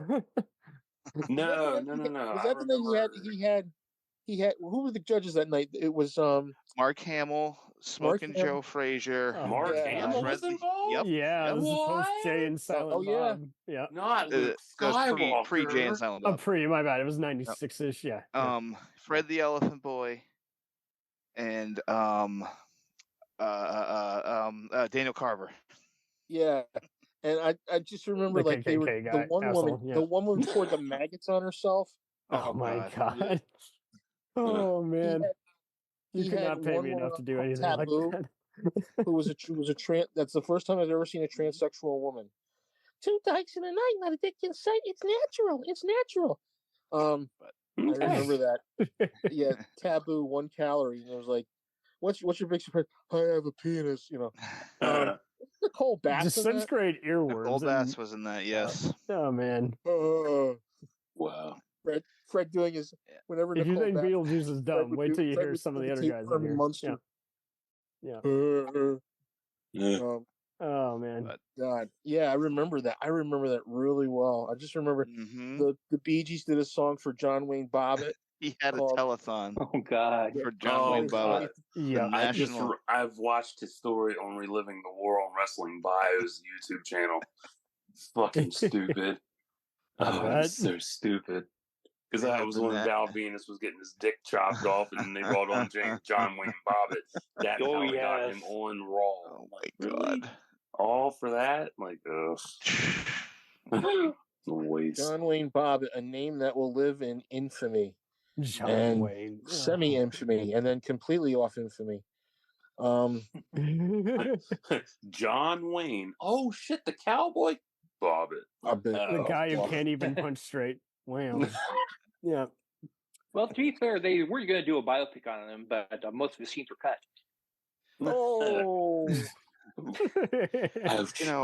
I like to think that I'm a nice person. I have empathy and all that, but I will admit, listening to Howard tear into Gary, there's just something it very makes me unusual. laugh so it's hard. Like 2 brothers who won't stop pranking each other. It's just like I don't know. It's because Gary always walks into it.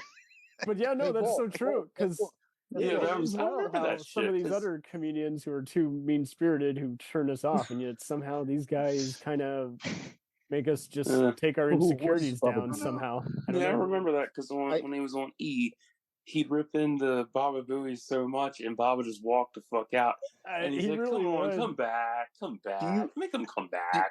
Do you remember on the old Channel 9 show? They were doing shit about his teeth, and they would always have these things to like put over his face for his teeth.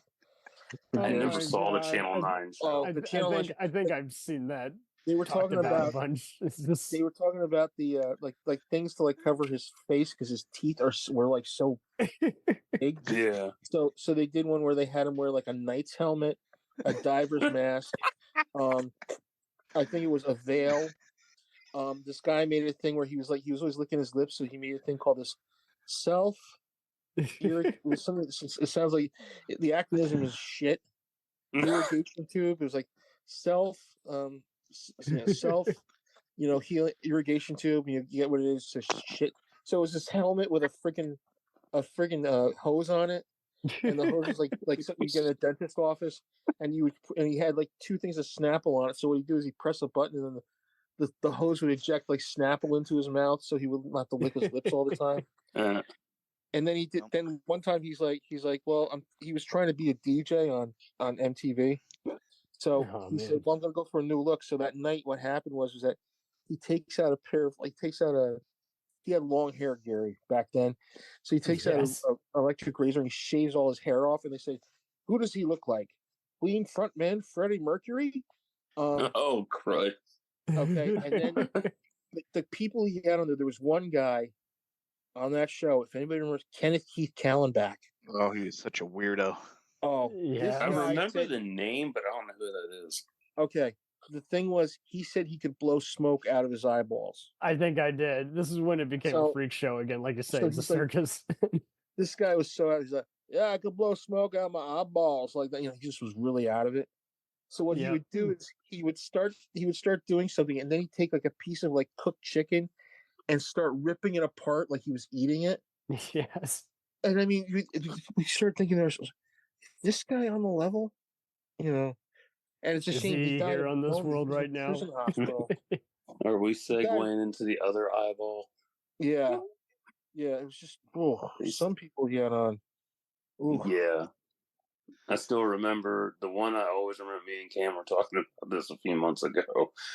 The other eyeball skit where he's like, the guy came in and said, you can stick your dick in my eyeball, just wear a condom. Yeah. He's gonna do what? And this is on E at like 11:15. I'm like, he's gonna do what? And I think that's just it. There's just no amount of like that was having for safe me, talk. To me, that was like, to me, looking in retrospect at Howard, that was like bottom of the barrel for him. And now, totally. Oh well, you want to talk bottom of the barrel? He'll always be pretty free spirited when he's asked about America's Got Talent gig. He's like, I just ate up that money. America had no talent, and I mean, each time he was going on like the late night shows to like promote it, he wasn't even promoting it. He was like promoting his newest book, and this is like, he's like, it's easy, stupid money. There's no credibility to it. I'm just gonna eat that up. It's hysterical. I remember 94, 95, he got in trouble. Well, that's an understatement. When is he not in trouble? He got in really bad trouble because Selena had just been shot. The Tejano singer. Yeah. Oh yeah. And him Billy West were doing like this thing, like, oh, do you like the music? No, and he said it sounds like Alvin and the Chipmunks. Oh my God! They start doing this thing about, hey, do you want to eat the dog that died last night? Yeah, okay, let's do that. All right. Yeah, don't mind the flies. They were just doing this stuff. And somebody in Texas heard this. Oh, Christ. Yeah. Reacted and to the death of Selena fans heard this, and they went after him. They were like, if he sets foot in Texas, we're going to have him arrested. He shouldn't have done this. And he had to go on air the next day in Spanish. Yeah. And apologize. I heard that whole thing live as it was happening. Wow. And I was like, I kind of went, okay, I can understand you don't like the music because it's, it's not really that good. I've heard it. I don't think it's that good. But you don't have to, he just kind of went a little bit over. I mean, I think that's where he realized if he was going to talk about someone, at least kind of hear the whole album instead of just word of mouth. One song. One song, yeah. Like him and Kathy Lee Gifford. I remember that whole fucking thing. How he just would mercilessly rip her a new one.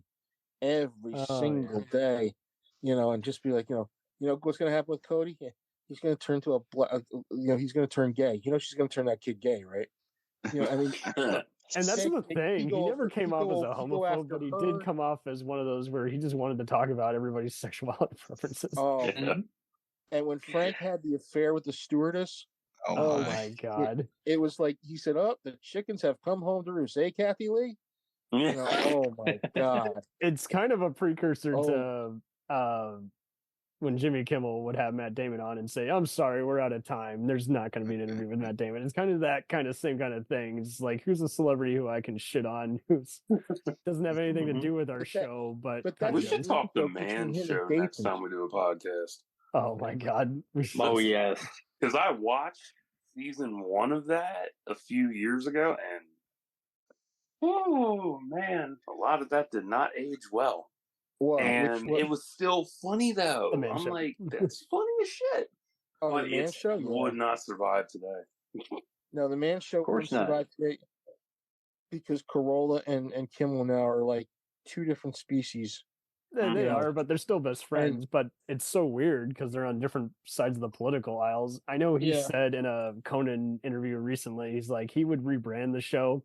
He would just have to remind everyone, hey, this is what a douchebag is probably thinking right now. Mm-hmm. I loved the Man Show because they had, and then when they left, it was Doug Stanhope. You can say it, titties. They had titties. It's okay. They had titties. Yay! Doug Stanhope and let's pick up you. Who took over for that show? There was actually a hysterical riff at the Alec Baldwin roast, and this was before his incident, where they had Adam Carolla on there, and he's one of the riffers. And I love how one of the other roasters goes up to him and says, "I get you mixed up with Joe Rogan, but maybe it's because he replaced you on the Man Show." I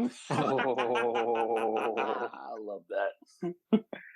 Now you guys both got offensive podcasts, so what's the fucking difference? Now, one thing we really haven't touched on yet is the dynamic Stern had with the FCC. He was branding himself as the First Amendment protector. Yeah, but the point is, there's a much greater argument that needs to be made. Or indirectly, he opened up that chat. He's like, okay, I can play by the rules, but I can literally not even say it at all, and you're going to. Here's the thing that I've said with him and the FCC. The FCC always had somebody in that department who had a hard-on to get him off the air. Absolutely. This was back, before they were trying to get violent TV shows off, just video games, everything. Yeah, but without Stern, I don't think we would have at least as healthy a contempt for the FCC as we should. We wouldn't be talking today if it weren't for him and the FCC. I can see that. You can totally make that argument.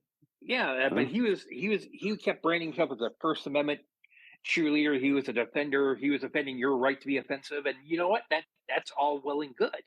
But the deeper argument is that involves, do we actually need an FCC going after this one guy because he uses colorful language? What about the power of the free market? And to be honest, and again, if Stern hadn't been there, if Imus hadn't been there, and other iterations like Mancow or other people, if they had not existed, I don't think we would have as many. Would we have the kind of robust First Amendment discussions that we have today? Here's the thing, Tom, that I've always said with Stern was that he would say things and the FCC would go after him like a wild dog, and they chase the tail around, and then they back down.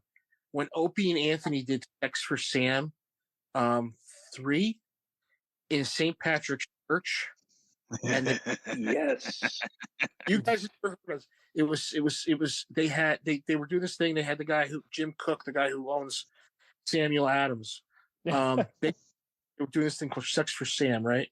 Oh, they would do these things like, people would do something really wild. So there was this couple in St. Patrick's Cathedral who had sex, I think, in the vestibule. I think right. It was something illicit where you're just like, why? They were broadcasting it, and people were calling. You realize what they got arrested for doing it, right? And they were trying to tell or with the Opie and Anthony radio show. So then the next day, there's a repeat of Opie and Anthony. Mm-hmm. They got shit canned because what they did was they did something that is almost to the level of drawing a mustache on the Mona Lisa, which is something I wanted to do, but I think we all did at one point. It's like, sure, he's a mustache. But like, I kind of said, they did something that kind of scandalized a lot of things, that. No. And Howard was always just saying, let me just say this, okay, FCC goes after him. This was the station went after him. The station fired them. The FCC went after them. All this shit. The FCC, in a way, kind of reminds you of your local district attorney, where it blurs that line. Are they actually trying to enforce a principle and set an example versus are they just trying to get elected? They're just. They covered that in The Wire.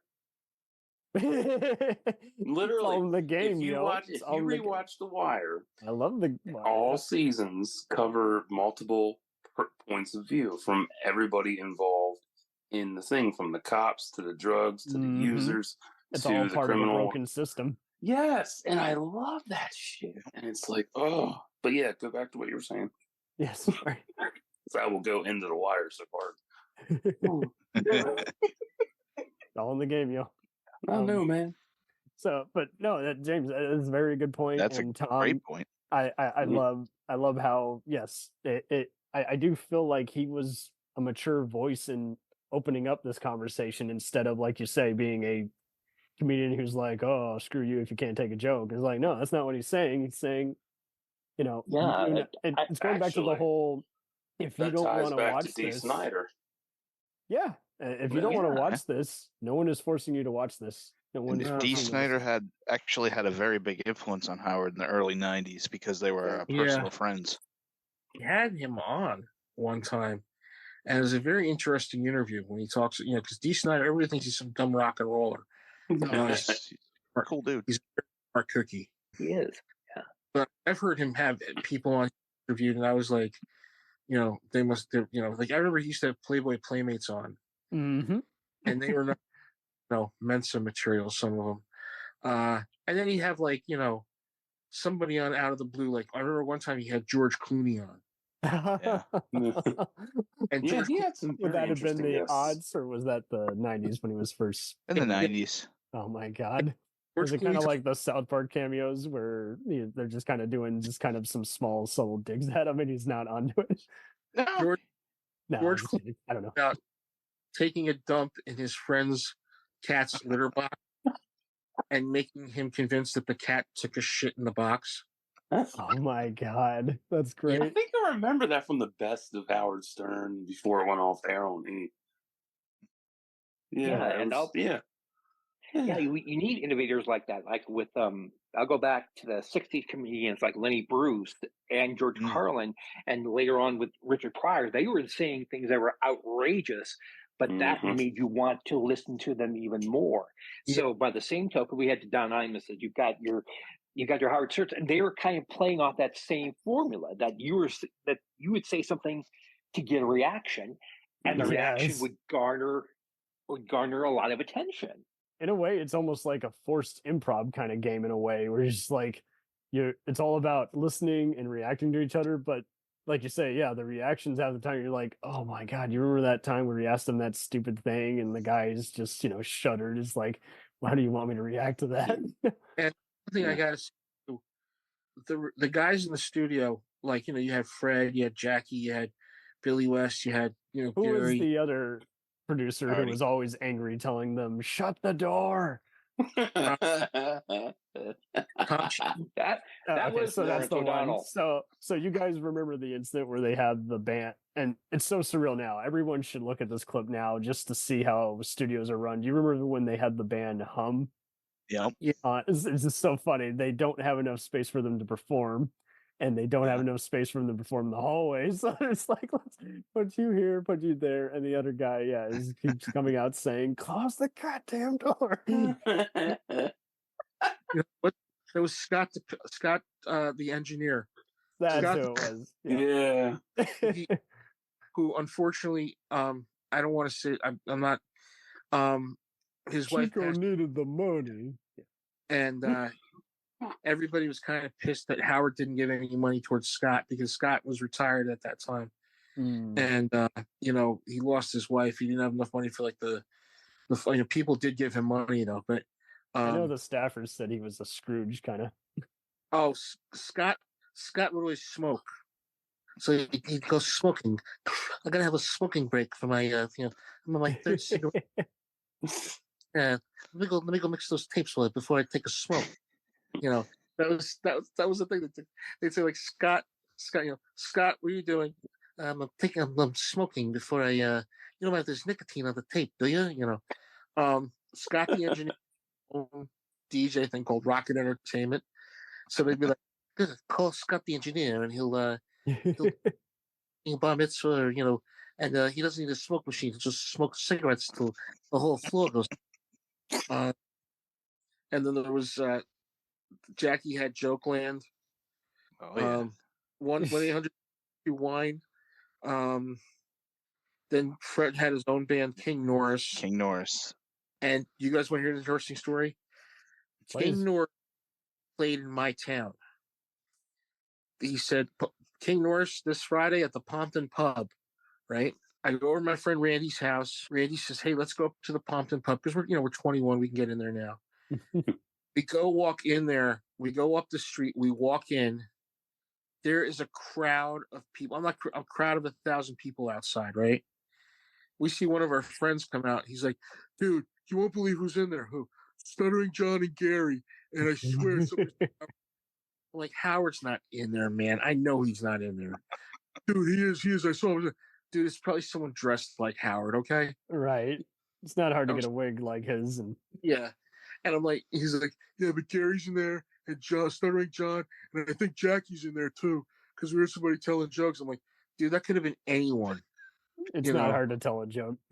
How's the band? How's King Norris? I don't know. I didn't hear him yet. What the hell? Like, fucking snot, But wow. He played in my hometown. There's this little bar called the Pompton Pub. It could only hold about 50 people in the place, and it was like 1,000 people outside trying to get in. And I was just like, let's go home to your house and just chill out. I actually I got on hold for the Stern show, but he never got to my call, unfortunately. But I did get through one time. I bet. I spent about 2 hours on hold, and then unfortunately the show ended. Damn. All right, Matt Damon. You should be on I was at a comic book convention, and they had a voiceover panel, and Billy West was there, and they were looking for voices for people to do, and I screamed out Jackie Puppet, and Billy, he made a sour face, and he said, "That's not gonna happen." Yeah, because it's hell in his throat. Yeah. But we forgot to talk about the dynamic between him and Robin.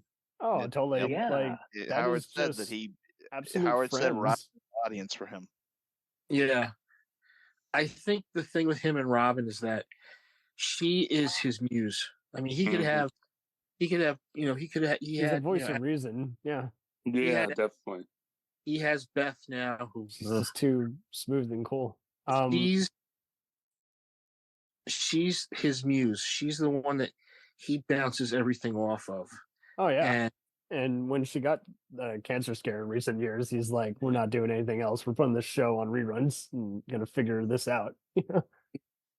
And he said, "When you die, I want to be buried on top of you." Yeah, I do recall that. He said several times, like, if she leaves, he's gonna quit the show. He's like, yeah. Because the thing is with her is that she's the level-headed one. She's the one that's the ringmaster of that was the ringmaster of that show. She would, if Gilbert was on, she would tell Gilbert to stop. Yeah, but she's just as good an interviewer, I think. And I think the thing was, she was the serious newswoman too. And I just remember her doing a lot, just like being there when Howard needed it,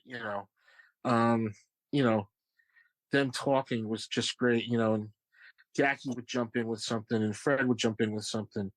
But the dynamic between him and Robin is just really, was really, it was kind of like they were a married couple, but they weren't married, Mm-hmm. And I remember seeing her for the first time, and I remember hearing, and I was like, here's this woman who's really, feeding him stuff to go off on, and then she would come back with her reaction.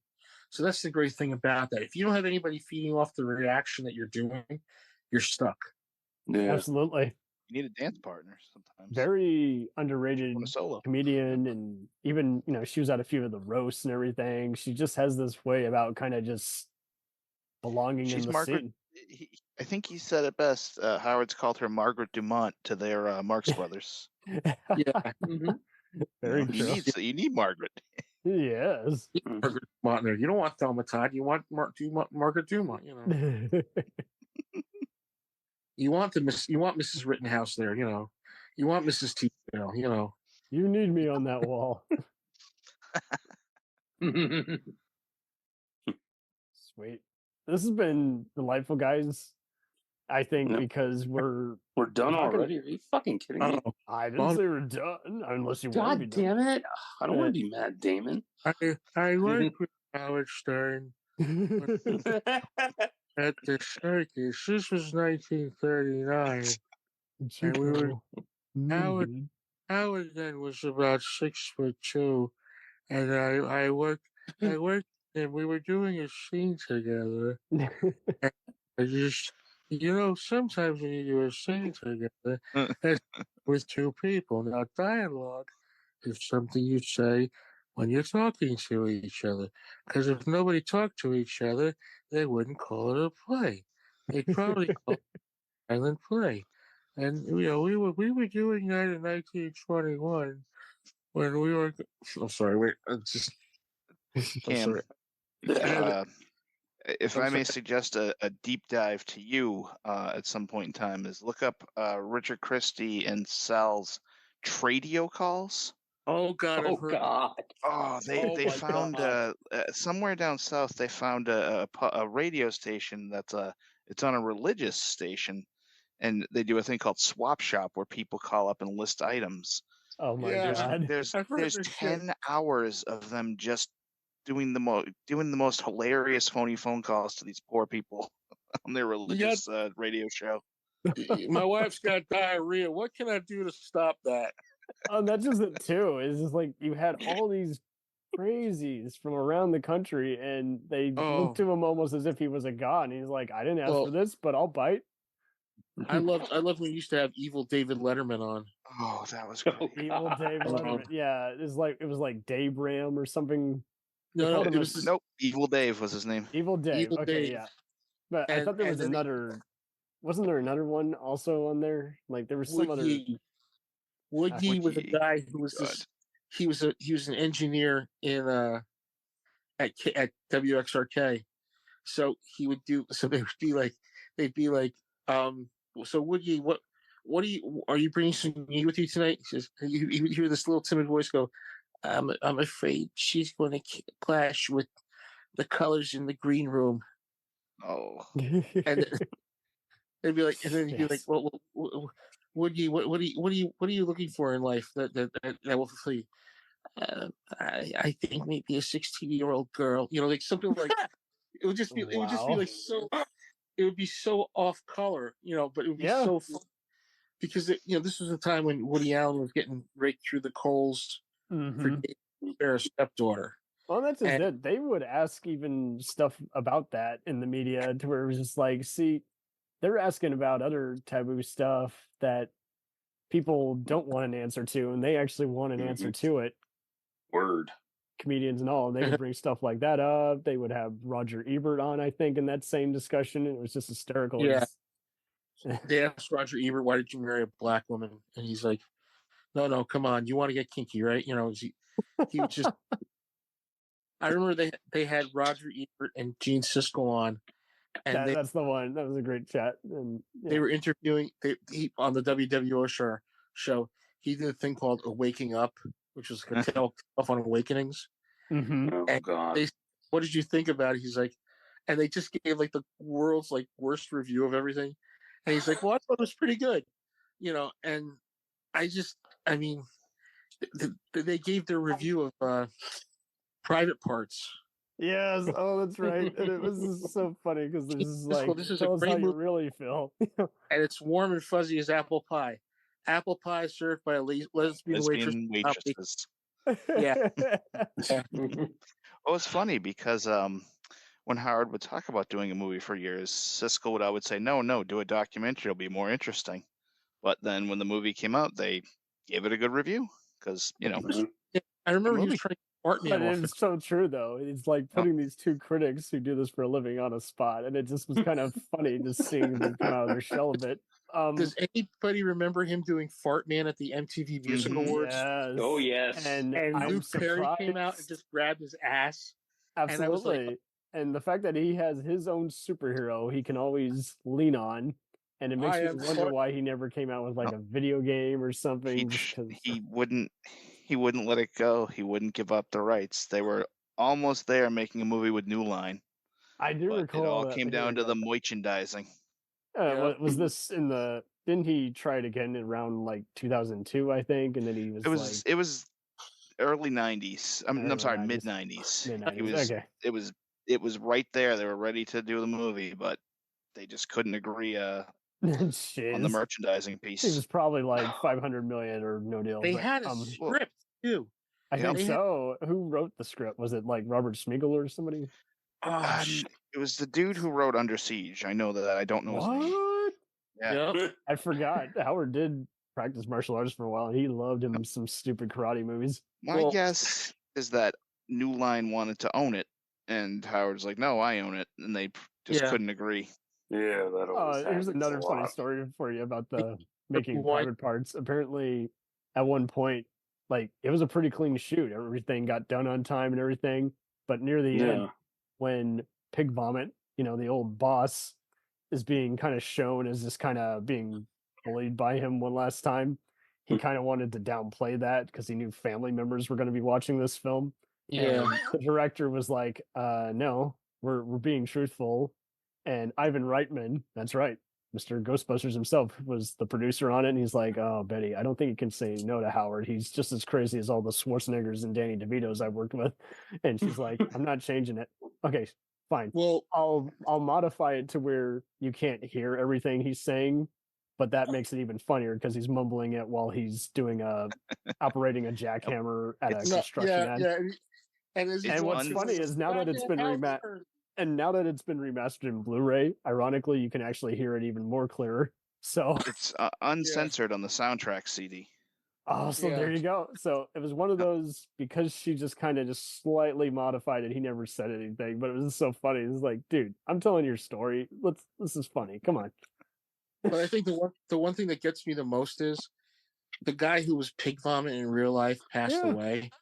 And Howard was very, very, very consoling about, he's like, I know we had our differences and stuff, he was, in the movie, he was, we had to do that for effect. And you can thank Howard now. Yeah. You can thank Howard for launching Paul Giamatti's career. Absolutely. They actually talked about it in more recent, I think 2016. Yeah, I think he was just on last week, actually. So there you go. Yeah. Yeah, and I mean, Allison Janney is playing one of the station managers. Allison Janney's in it. Rennie Santoni. Mary McCormick plays Beth in the movie. Yeah. Who was his father was played by Richard Packnow. Even the other station guys in there is just like they work so well. And when they're doing the argument where they're unintentionally hitting each other with the phone, he's just hit himself in the face. Why would you do that? It's just perfect. It's so well staged, and you can't believe. The part that had me cracking up was when they were doing this, Mr. Blackswell. This is my friend, Ooga. Now that's gargle. Then yeah. Oh, I swallowed. And I mean, we're all in the theater laughing when they did the match game with cock. Yes. Oh my God. And Robin's doing the off-color bit. Yeah. Why is my cock bigger than your cock? And we were all hysterical laughing. Like, We're in the movie theater. There's like maybe about 20 people. It's Sean, my friend Usel, my friend Mike, and my friend Humphrey, and we were all just like doubling over in laughter when they did that. And then the part with orgasm. Oh yeah, the orgasm. Yeah, I knew it. Yeah, there's just so many great moments in it. And again, like, this is years before Fred starts doing puppeteering and, Robin starts even reporting outrageous news. And the fact that they were able, you want to talk a recent autobiography movie, it's like that was fresh and new when his star was at the max. And it's so accessible. I think that's why it works so well as a comedy movie. There's just so much to pull from and make into a coherent piece. And like you say, it just like we keep talking about, it brings up the whole idea of what's it like being a radio shock jock and pushing the limit on censorship. It's a food for thought comedy. Do you guys think that scene with Imus where Imus tells him to go fuck off? You think that really happened? Or you think that was just Howard taking the? I think it could have happened. I'm open to either interpretation. If it didn't happen, he at least was giving him the look, like you don't belong here. So that's hardly as something crazy as compared to say one of these whitewashed epics where someone punches the guy in charge and it never happened. I wasn't listening around then. I only know I'm a Stern fan, so I only know the history from the Howard point of view. So I wouldn't even know. Imus could have been nice to him the whole time, but it would have been even funnier had it been inside his mind. Yeah, I heard I was really into coke at that time, so it could have been the paranoia setting in. Absolutely, that is true. It could have been very well an acid dream that he thought he was saying it, even though he never even really interacted with him much. He just heard from him after the fact, like he doesn't like you. Yeah, the part I love is when the guy who's replacing Robin comes in. Ross Buckingham. Man. And they bring in the Kielbasa Queen. And she's Gil, have you ever watched this movie? I just watched it. In fact, that's basically why I haven't really spoke a whole lot, because I basically know Howard Stern from the movie, and that's pretty much it. Sweet.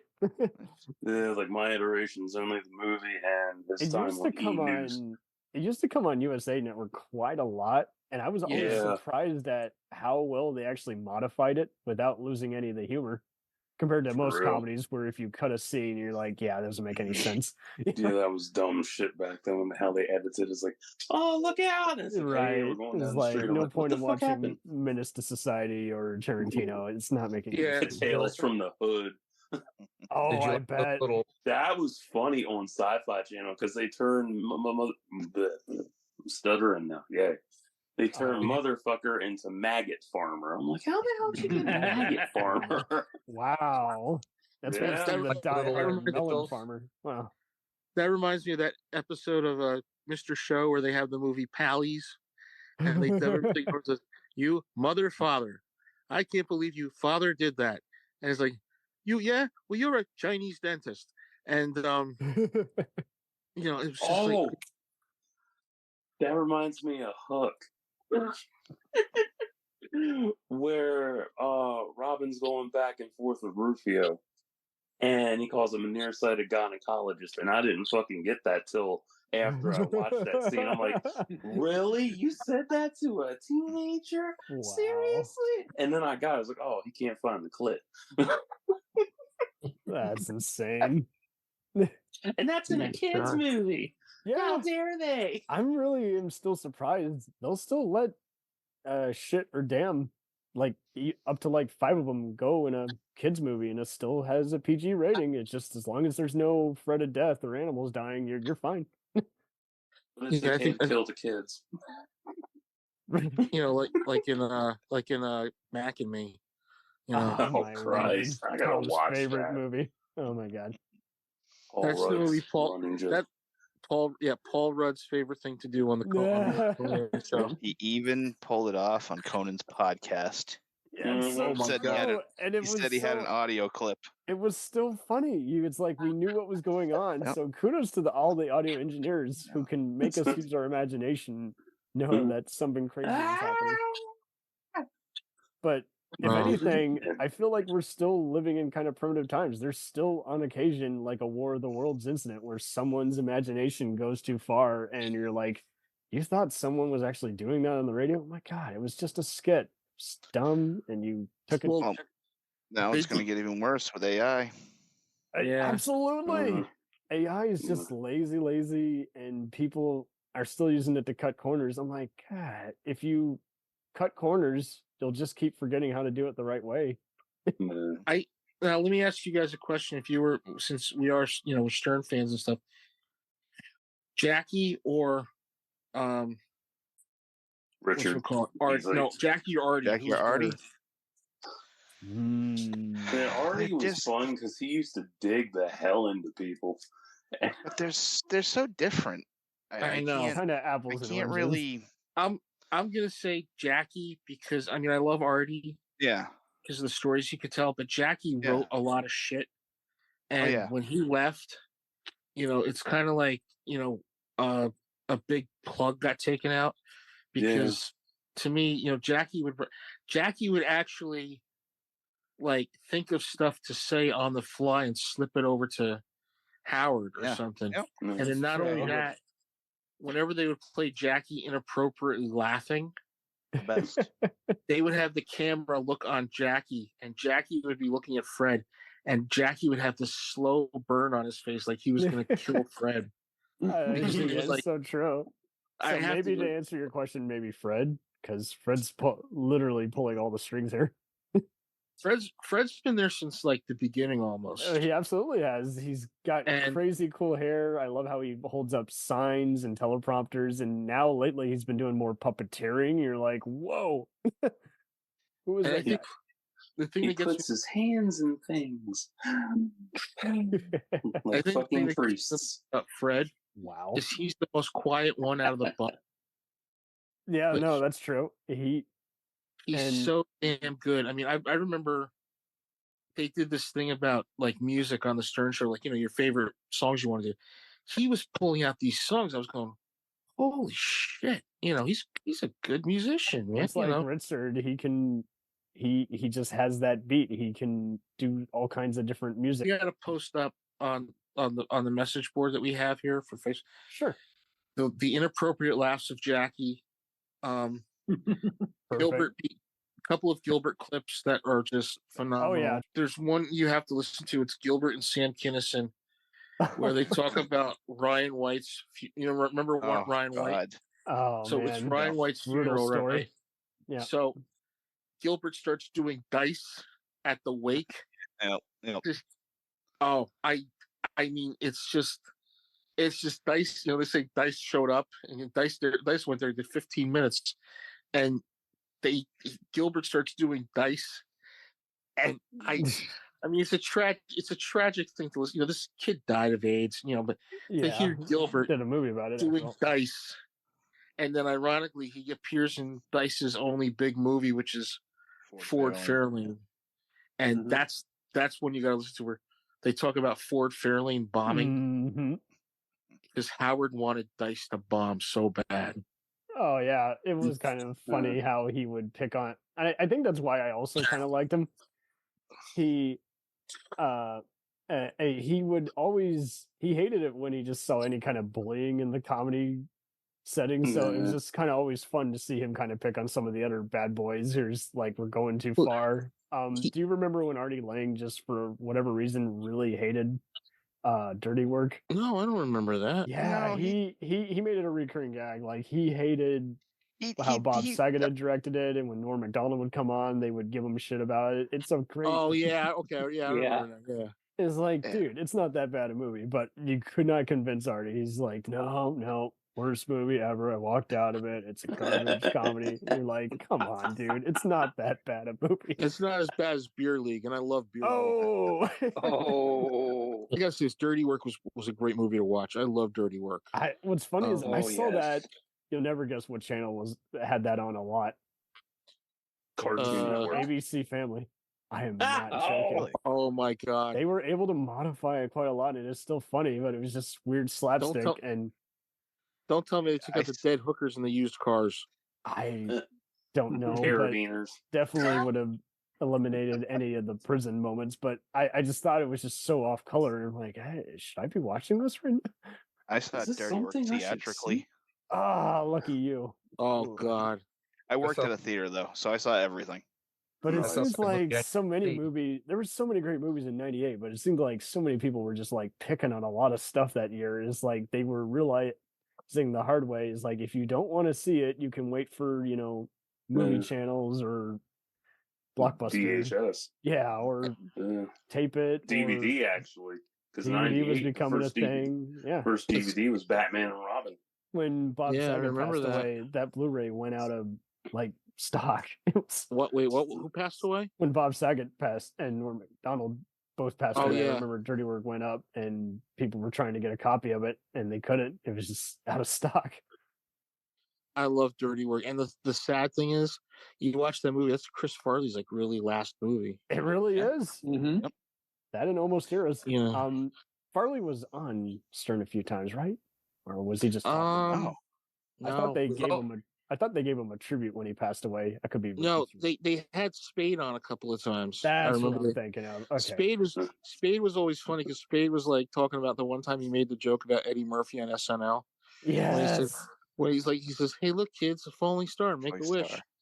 And he said Murphy called him up like that Monday. Yes. That's not funny, Dave, motherfucker. Yeah, pretty much. Dave, Murphy was not digging it. I remember that. Eddie Murphy's on the phone. He's like, "What?" It's like Eddie Murphy says, "No, you're kidding me." He's like, "No, Eddie Murphy's on the phone. He wants to talk to you." He says, "Yeah, sure, all right, yeah." So he goes, beep, boop, boop, boop. He's like, "Yeah." It's like, "You, Dave? Yeah." That wasn't funny, motherfucker. Yeah. And he hung the phone up and was like, I remember. He's like, "Oh, gee, yeah." That's Imagine great. what would happen if he interviewed Rob Lowe. He did interview Rob Lowe. Oh, he did? I think he did, yeah. He's interviewed everybody. He's but even imagine if he did it Stephanie now. McMahon. Yep. Okay, I am mistaken. So yeah, he interviewed this Ed is McMahon. 2014. Okay, all right. Ed McMahon was really that was one of his. No, I said Stephanie McMahon. Oh, Stephanie McMahon. Well, he interviewed Vince. Yeah, and yeah, that's right. The Vince McMahon one was pretty wild because for a guy who's a pretty infamous guy who's done a lot for wrestling, like he asked him some crazy stuff about his molestation. You're like, Jesus, Howard. Wow. Not that I Can't feel wait to bad talk for about Vince. that next time. He's an awful guy, but it's like, man, it's like I think this is it. Like he could ask stuff that you or Nobody I else might can. find insensitive, but in a way, he somehow, again, just kind of made you just feel like, hey, I know what I'm asking here. I've done this long enough. It's kind of like like when you're talking to the interrogator. He's done his job too well too many times. I think he knows how to do this stuff. His most recent stuff now, like I watched him interview Paul Simon, which was a great interview. Yeah, he has the rock musician one down to a T. Like he knows how to get them out of their shells. There's a hysterical one with Joe Walsh. Oh, how you doing? To be fair, Joe Walsh is hysterical regardless. I know, but like to get him even layered, they did air his recent interview with Bruce Springsteen back in 2022. Like they aired it on HBO. It was a big event. And it was so well collected. It was just so brilliant. I love the one he did with Keith Richards. Oh, Keith Richards was amazing to listen. To. You know, he wants that. He got. I remember he got McCartney on like 1 or 2 years after. McCartney's been on a bunch of times. Yeah. I know I shared in your group, the Film Junkyard. I shared the Roger Daltrey one where he's talking about how. They stopped playing one particular song once Keith Moon died. They're like, this song is cursed. Bellboy. I think that's the one. I think. Yes, I think it is. It's a very obscure one. And they're like, no. He basically told everybody how much of a dick Townsend was to a lot of people. You know, he said like I know Pete. You know, Pete and me go back a ways. He's like, and Pete's always been like that. You know. Because he talked, I think he was being interviewed for his book or something like that. Thank you, Mr. Kibblewhite. And he basically said Pete would sometimes like dig into Keith. Yes, he would. Yep. Keith would be like, "What the fuck did I do wrong?" You know. Right. Why are you picking on me? But I love when he talked about when he had musicians on there, like he had Neil Young on, and he talked about David Crosby. Man. And he said, "Yeah, I talked to David before he passed away, and we kind of made amends because Crosby said something about Neil Young's wife being a gold digger, who's Daryl Hannah." And I was kind of like, "How dare you bash Daryl?" It's David Crosby. What else are you gonna do? You know, right? But it's he's had some good. But I miss the old. I miss that old Howard. Unfiltered chats. Yeah. Yeah. I mean, I definitely get that, but I feel like this is more of an apples and oranges, kind of like with the whole Jackie or Artie. Do you want I old Howard? say it's almost Howard? Like Metallica fans. They want Metallica to play "Ride the Lightning" and "Master of Puppets." These guys are in their 50s. They're not those guys anymore. Yeah. When I was working in the last show theater, Jack Shit said to me, "I have a great joke." He says, "A guy walks into a talent agent's office and says, 'Have I got an act for you?' So a mother, a daughter, a father, and a son walk in." And the fast forward. And imagine if he had actually interviewed Groucho. Oh God! And the closest he got is Don Rickles, and Milton Berle was one of his first comedy guests. I don't know if you guys know what he's referring to. Gilbert would go into these long bits on the Stern Show of old Groucho on the Dick Cavett show. That's true. Yeah. He would do that. It's hysterical. That's what but getting back James to what is you mainly said, basing his performance off of. I definitely understand, not missing the old Stern Show the way it used to be and all that.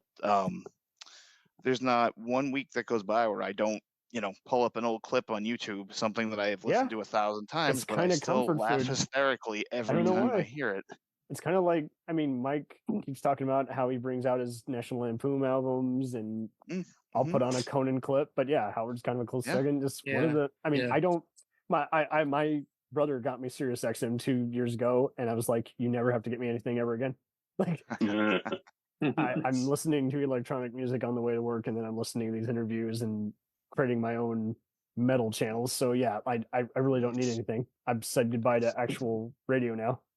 I can't listen to radio and the sad thing is, radio now has since we've been talking about that, radio has become a dying art now, because I've noticed very unimaginative ads.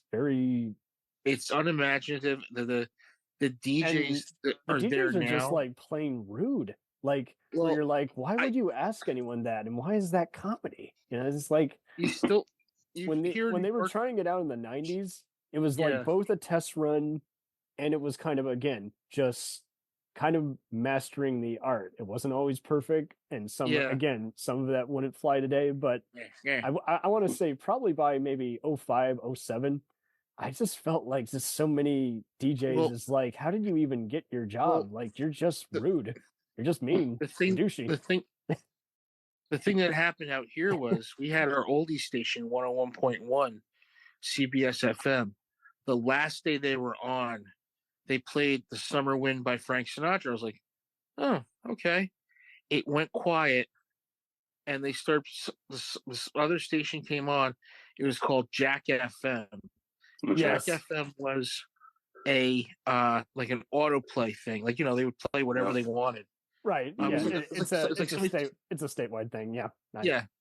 It was like an iPod on the radio, and everybody flipped out here in New York. Oh, I bet. Everybody was like, we can't stand. And 101.1 went from like 3rd to like 20th in the ratings, and they brought CBS FM back. That 2 years later. Yeah. The great thing was that they had a lot of the old DJs come on, like Norman Knight and Don K. Reed and all those guys. Some of the guys were around for a little while, then they left. Like, Cousin Brucey left, and a lot of the guys were retired now. I remember that day because Mickey Dolenz was doing his 100th show as the morning show host. Wow. And he just said I came in, and they were just like, okay, here's a box, you're done. And they're like, what happened? We were like great in the ratings. Yeah, we're switching formats today. They were doing that. A lot of the stations we have here are gone now. WXRK's gone, WNEW's gone, WPLJ, which was a big mainstay. They went from like top 40 to rock and roll to dance to, whatever. They're gone now. I don't know if Z100's still around. I don't remember. It's kind of like all these stations are starting to like either switch formats or, they're looking at satellite going, and you got Clear Channel still. You got we have a metal station that's a college radio station in DFW, and they joke is like, why does a college station have to be the last source of hard rock in DFW? And you got to realize too, back in the 80s when everybody was going to the right of the dial, which was the mainstream There's stuff. a deep cut. Yeah. Left of the dial was all the college stations playing whatever they wanted to play, and that was the great thing because I did radio in college. And I'll tell you, when you're in college and they're telling you to become a DJ, you have to follow their rules. And, I saw some guys, they went out, they did well. Some guys bombed out because they, and I did the independent station. I did the campus radio station, which was fun. I couldn't do the big radio station, because I had to get there at 6 o'clock in the morning, do the morning shift. Oh man, that's it time sucked. crunch. I miss my old radio station of 98 YCR, and then it turned into the fucking Peak. And I'm like, what the hell's the Peak? Like, how do you what go state from... is that in again? It's 98 YCR was stationed in Pennsylvania. I'm in Maryland, but I could pick that up on my radio. So YCR was what? FM. Okay. Yeah. It was rock, Yeah, they were mostly rock and today's hits and all that. They had the top 5 and 8 pop hits and all that shit. It was nice. And then it was like, we're switching to the Peak. And I'm like, what the fuck is the Peak? They always pick like labels that don't really stick, or you're like, yeah, for real. And then that's your name. Yeah. Say it like you mean it. Yeah, for real. And people used to call in all the time, make dedications and shit. I miss those days. Yeah, I miss those days. The interactivity's kind of gone too. Like half the time, it just feels like paid interviewers, like just it's like or something. I like your stuff. You're a great person. Thank you for coming on. Yeah, if you want us to play your fan mail, it's got to be something generic like, I listen to this station all the time. What? I hate those chipper bastards. God, they're so fake. Yeah. I used to remember like people calling in from my school dedicating records to each other. And I was like, that was always awesome. Yeah, and then you'd find out later that like 2 days later they broke up, and you'd be like, it's like, damn. Uh-oh. Just for all you lovebirds out there, I just lost the one you had. Another one bites the dust. You fucking asshole. This is from Rob to Lisa. Hey, I still love you and I respect you, but hey, here we go. Helter Skelter by the Beatles. Back when I was doing stand-up, I did a thing called Famous Songs Done by Famous People, and I did a bit with Casey Kasem, where they said, here's a request and dedication. Listener write, Dear Casey, I hate the world and everything in it. I wish everyone would die in a fiery pit. Could you please play Wind Beneath My Wings? You know what gets me? You know what gets me now? What? Like, all the guys that were like top, like Casey Kasem was such a mainstay when we were growing up. Mm-hmm.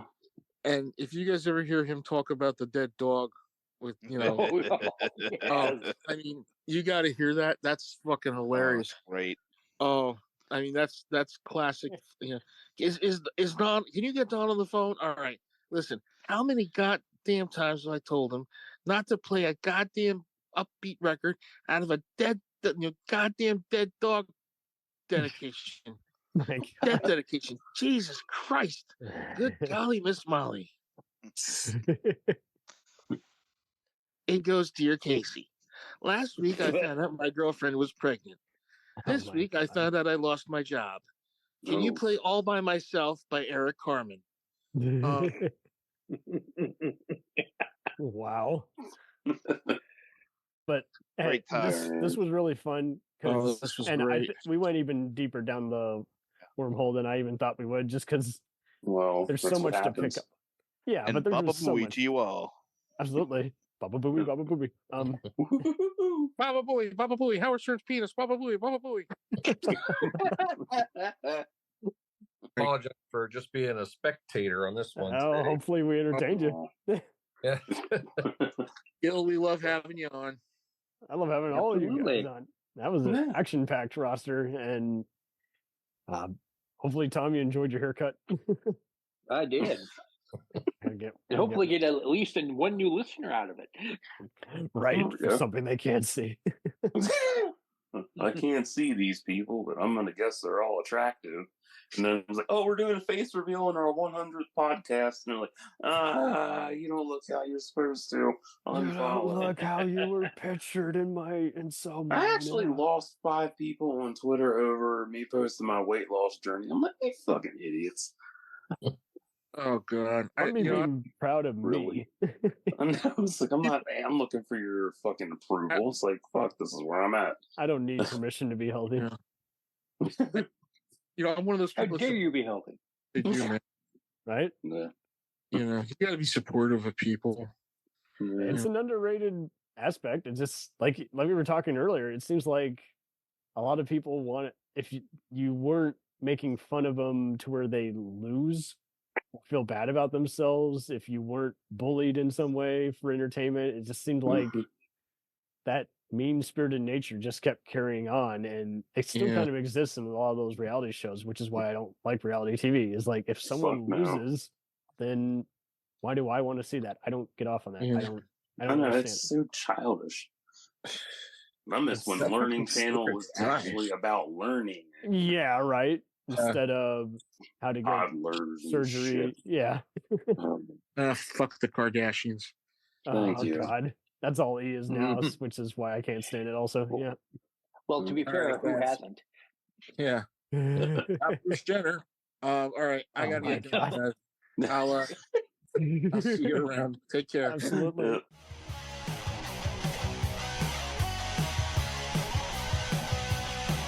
Follow us on the web on Facebook, Twitter, and Instagram. The podcast is available on Podbean, Spotify, iHeartRadio, Anchor, Apple, and anywhere else podcasts are available. Feel free to review our show and leave comments on any of those sites. Thanks a million for listening. It's a jacked up